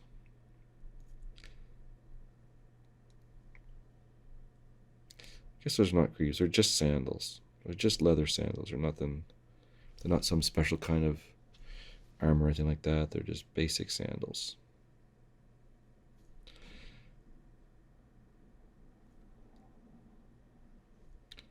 So it could be argued they're sort of advanced sandals. They give lots of foot protection, but still have air circulation around them, which is important if you live somewhere where it's really, really hot.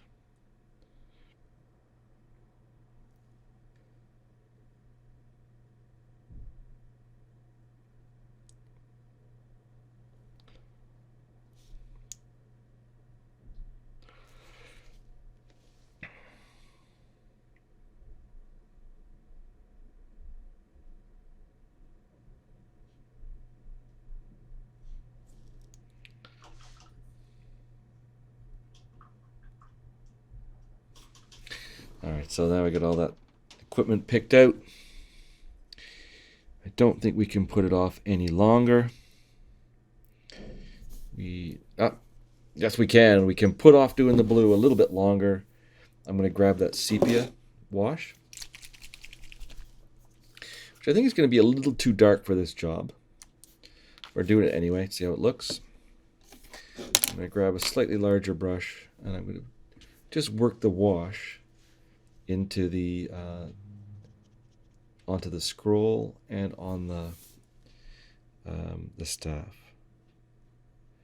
and hopefully it's going to give a little bit of a slightly aged look to the scroll, and a little bit of a darker shadowy bit on the wood.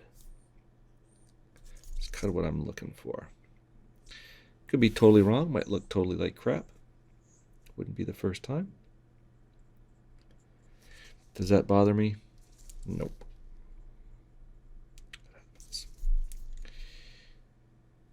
Sometimes we do minis and I look at them like, I like that. And other people look at the same mini and they're like, what were you thinking? And I tell them and they're like, you're thinking wrong. And it's fair. Other times I work on a mini and I'm like, okay, I know I did that, but I regret that I did it that way. Should have done something a little bit different. Yeah, so this wash really is making this wood look a little darker than I wanted. But that's the way it goes. I'll just do some more light highlights and I will live with it. And sometimes I paint a mini and I look at it, I'm like, I didn't mean to do that. I don't know what I did, but I like it. I just kind of like, I gotta figure out what I did there and try to do that on purpose. Happy mistake.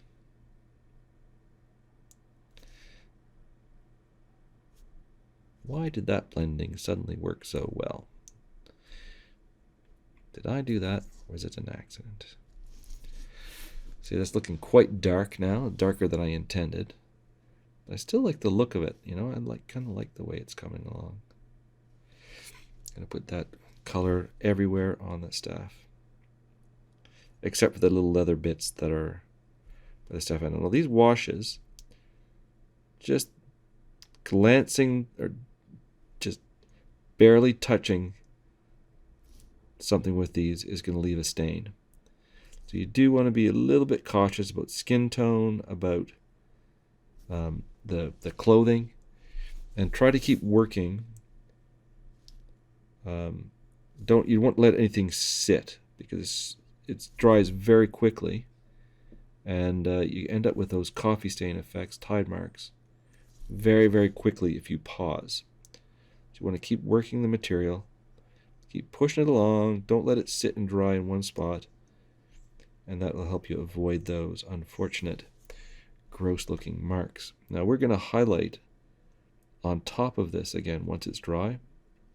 So if necessary, we can go back and deliberately hide any mistakes. But okay, I like that.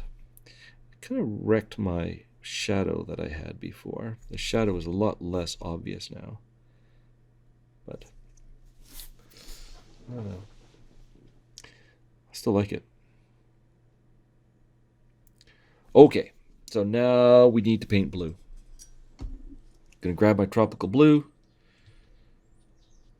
work it with the brush, and actually that's quite a small detail. Oh well, I'll just keep using this brush for now. No, this brush is too blunt. I need a finer pointed brush for this. Go carefully, a little bit slowly, and paint it well. I just noticed I'm painting quite slowly today compared to what I usually do. So I may not get this mini completely finished today. But just as a heads up, I may not be able to finish the whole thing in this video. So what I'm doing, I'm going to use the point of the brush, and I'm going to very carefully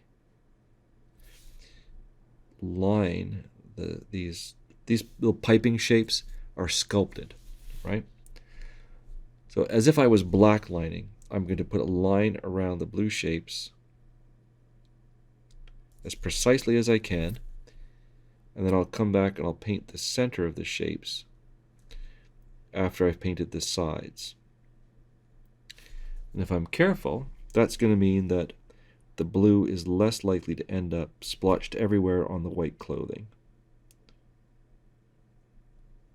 which is the mistake that I'm most likely to make painting these little lines of blue piping. So I'm going to go carefully and slowly using my finest tip brush and basically paint the outline of these shapes first. And then I'm going to go back and paint the middle.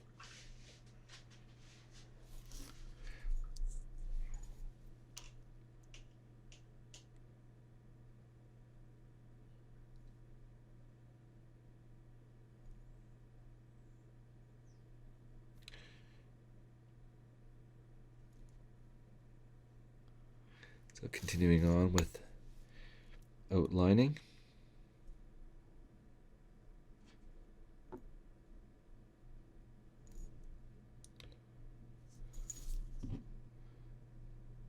Way around.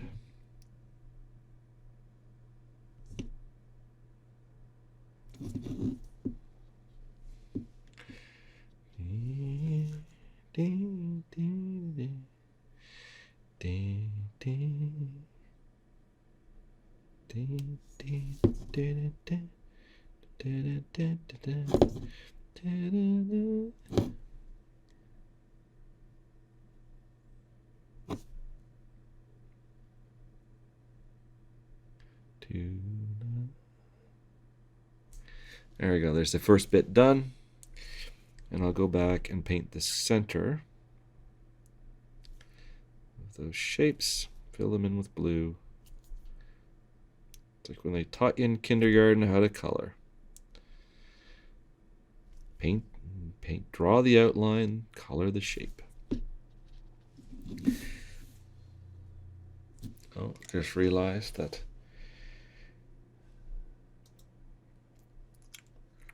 I set this up so that my kid can't phone me, and that's a mistake. She was supposed to phone me. So let me just slightly alter the arrangement here.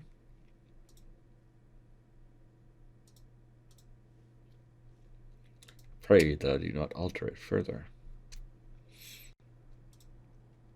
Oh, and of course, the kid hasn't tried to call me. Kids, eh?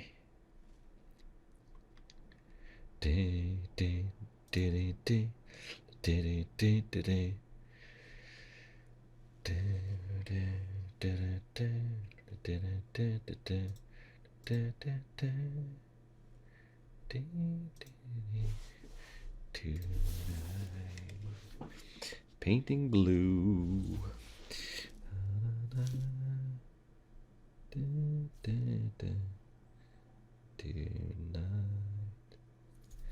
Alright, I don't think I'm going to get to finish this based on the time. So I'm going to do just a few last little demo-y bits of this blue. And then I'm going to paint the hair to make sure that the hair gets painted in the time that I've got left to do this video.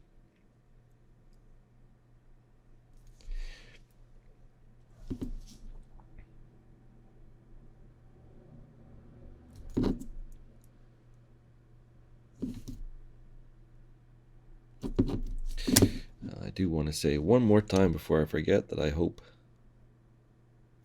everybody's participating in that Mark Masklin's painting class in San Diego today is having the time of their lives.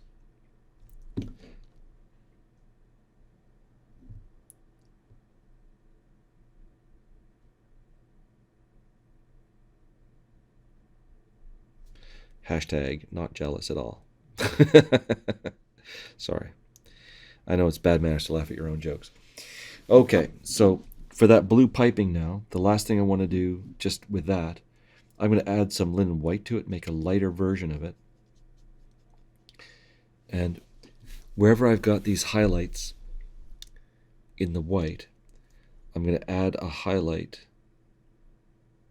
in the blue so that the folds of the cloth match the folds on the, so the folds on the piping match the folds on the cloth.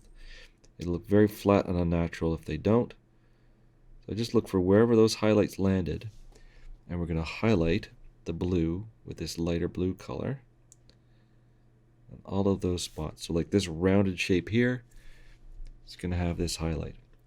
And then I got to come back and do it one more level so that the strength of the highlight matches so that it looks like it's reflecting the same light source. You need it to look like it's reflecting the same light source. There we go. Add some more white into that. I just used linen white. Doesn't matter what white you use. In fact, you could use golden blonde. Golden blonde is a great color for this sort of highlighting. And do it again. There we go, right there. So I'm lining up the highlights. These lighter colored highlights on the blue. Put there.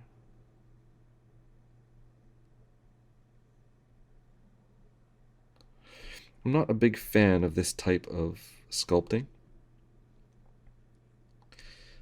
because actually painting these shapes is really difficult. Doing just a plain freehand is a lot easier than trying to paint somebody's raised sculpted relief like that. Okay, but that's the idea. We want to have the highlights match those shapes. Not a fan of that type of thing. Wood. We need to highlight the wood like this over top of that wash. Should never put a wash over something and then just leave it. You always want to go back and highlight again over the wash, because those washes get those really ugly kind of marks in them. And we want to hide that. But when you do this, you don't want to conceal all that lovely shading that the wash gives you.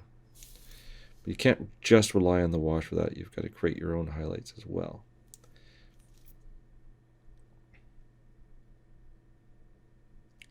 How do I know where to put that highlight so easily? Because it matches the highlight that I put on before I put the wash on. So I'm just lining this highlight up with that.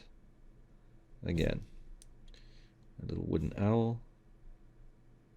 Or maybe he's a mechanical owl, who knows? What's the name of the mechanical owl in that movie? Clash of the Titans, Bobo. Bobo. There you go. Bobo wants his hand back. No, wait, that's the wrong movie. That's not Road Warrior, Mad Max. Bobo wants his hand back. A slightly different type of story, that one. Okay, so there's our staff highlighted. You're going to highlight the scroll. You can use just straight linen white to highlight the scroll. So we catch that edge of it. And then we're going to leave that shadow in place. And we're going to highlight just below that with the linen white.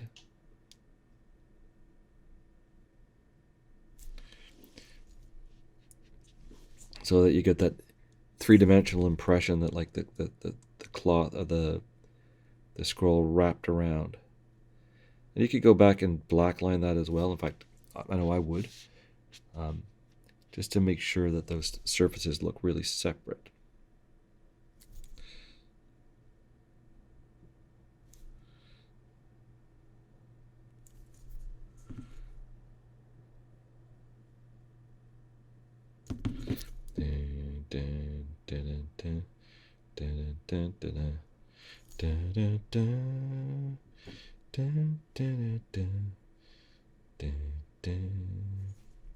There we go. There's our scroll picked out.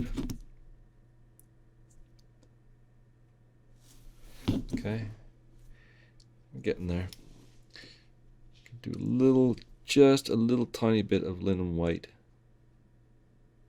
on some of the kind of cornery bits on the staff.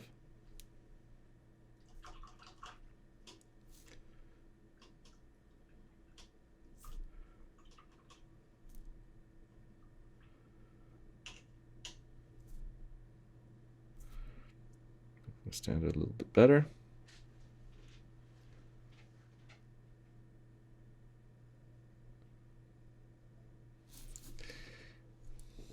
And now he needs a beard. He needs a beard. So we're going to use Dragon Black. This is the place where we're most likely to mess up this mini now. I'm going to take Dragon Black. I'm going to put a big old splotch of Dragon Black on the palette. And we're going to paint his hair black. Now, at the start, I painted all of his hair that shadow tone, right? The skin tone shadow color. Come on, cooperate with me for a couple of minutes here. Focus, focus, focus.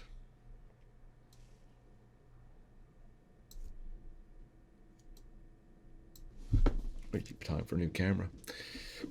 I wonder if that's what I did. I might have hit the camera with some paint or something. All right, so the black. I'm not just going to paint straight black. I'm going to start with black, mix 50-50 with that skin tone, the burgundy wine and tan skin tone.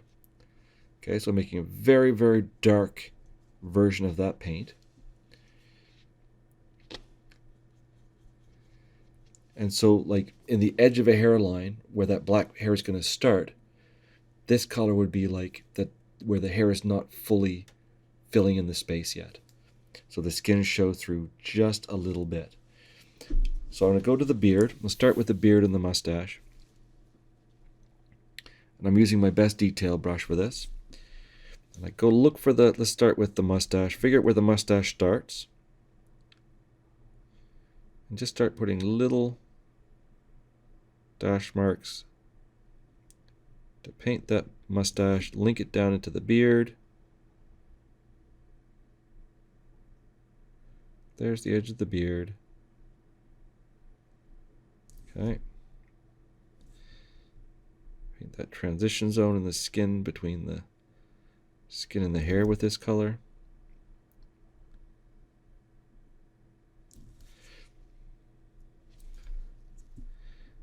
Mustache on the other side.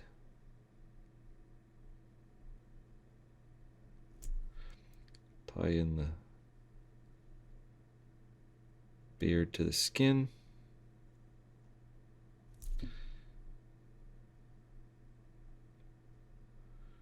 Right up to the top of his bald head.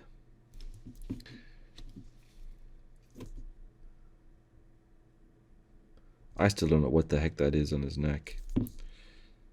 Not a clue. Maybe he's the original Nurgle, carrying some sort of nasty disease around. Could be a giant earring too, but it's in the wrong spot for that. So a little bit of the hair in that transition zone gets painted with this color.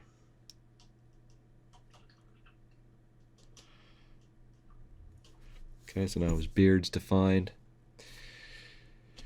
The margins of his hair are defined.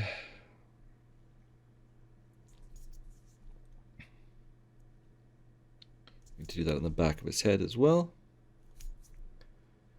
Where these fancy braids that he's got going. He's got quite curly hair.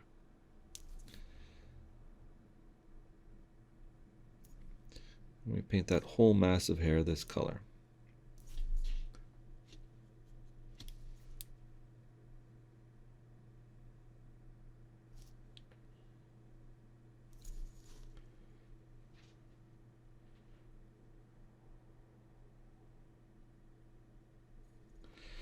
All right, that'll do it. Now,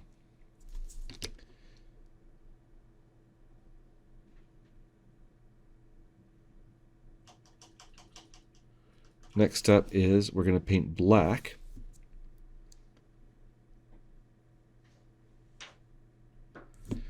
over this sort of center of mass of this hair, and not the transition zone. We're going to leave the transition zone as like a halfway color. So we're going to paint the black over top of that. So like if I do it, let's do it on the back of his head here, where it's most obvious, okay? So I need that little bit of transition color. So I'm going to start the black just below that. And then I'm going to paint the main part of his hair black. So I'm not trying to like pick out the individual braids or anything like that. It's just the center of mass of the whole mass of hair, including on the beard, including on the mustache. The center of it gets painted this color. So the margin of it gets left that transition color.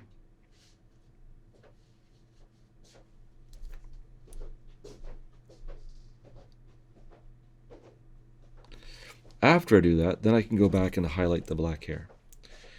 So center of the mustache.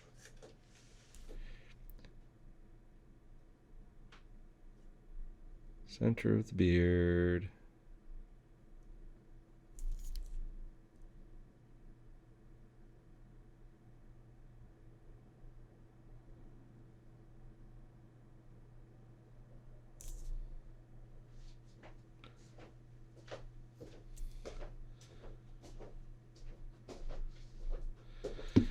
There we go. I can hear students marching around behind me. That's a good reminder that my time is almost up.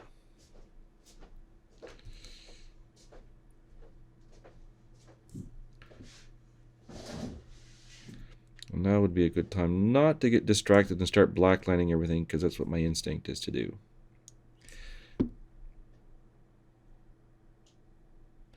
Okay, so the beard and the hair needs a few moments to dry.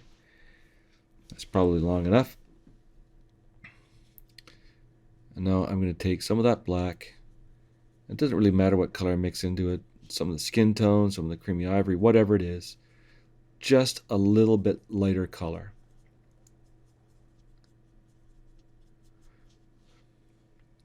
And now we're going to highlight all that hair with that lighter color. So I'm going to put little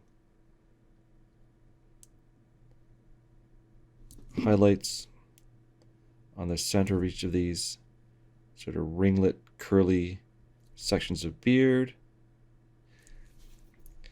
A little bit along the side of his mutton chops. He's got these braids at the back, give them a little bit of a highlight, because the hair is going to be slightly shiny.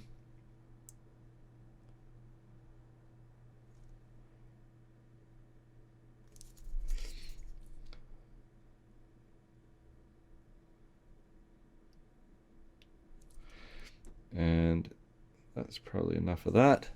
The beard shape is a little bit more visible now. If you want, you can go one level lighter. You don't have to, but let's do it anyway. It's a little bit lighter. It's still a very, very dark color. I'm just going to highlight the mustache and the beard on the side facing the light source only. Like it's catching a little bit of that light and reflecting it, like his hair is a little bit oily, a little bit shiny. And I do that on the ringlet bits of his hair on the back as well. I'm going to run a little highlight down along the shape parallel to the overall ringlet shape. So I'm not trying to pick out the individual bits of hair. I'm just highlighting the edge of the ringlet like it's a cylinder of hair.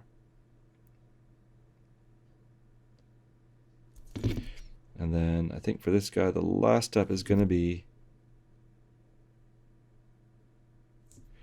just a few very slightly lighter highlights in the beard.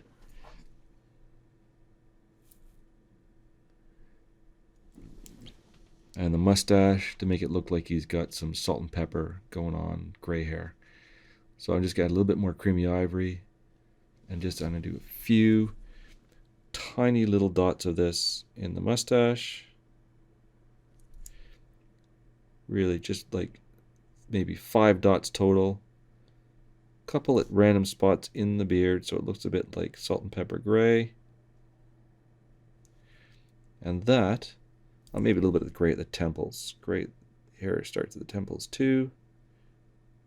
There we go. Do the temples on both sides.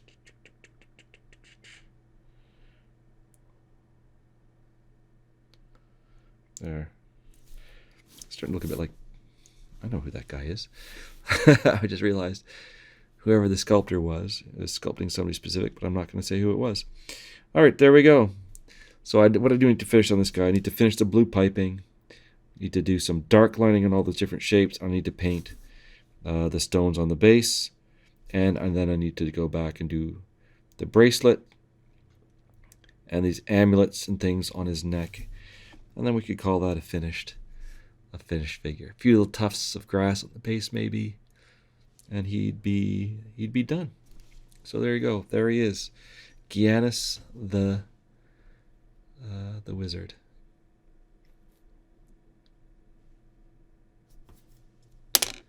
That's it. See you on the next one. Actually, the next week is the last one. So let's just check the schedule again. Yeah, next week's the last one. Boren Ironbrow, and that is going to be on Friday, not on Sunday. It's going to be on Friday from 2 to 6, the 28th of April. And that's the last one of this series of 12. See you soon. So quick postscript on our Greek wizard here. Here's the finished model. Base is all finished. Blue is all highlighted. A little bit more dark lining done to keep all those parts separate. It's unfortunate the camera washes out the color so badly, but he's got quite a good warm looking skin tone.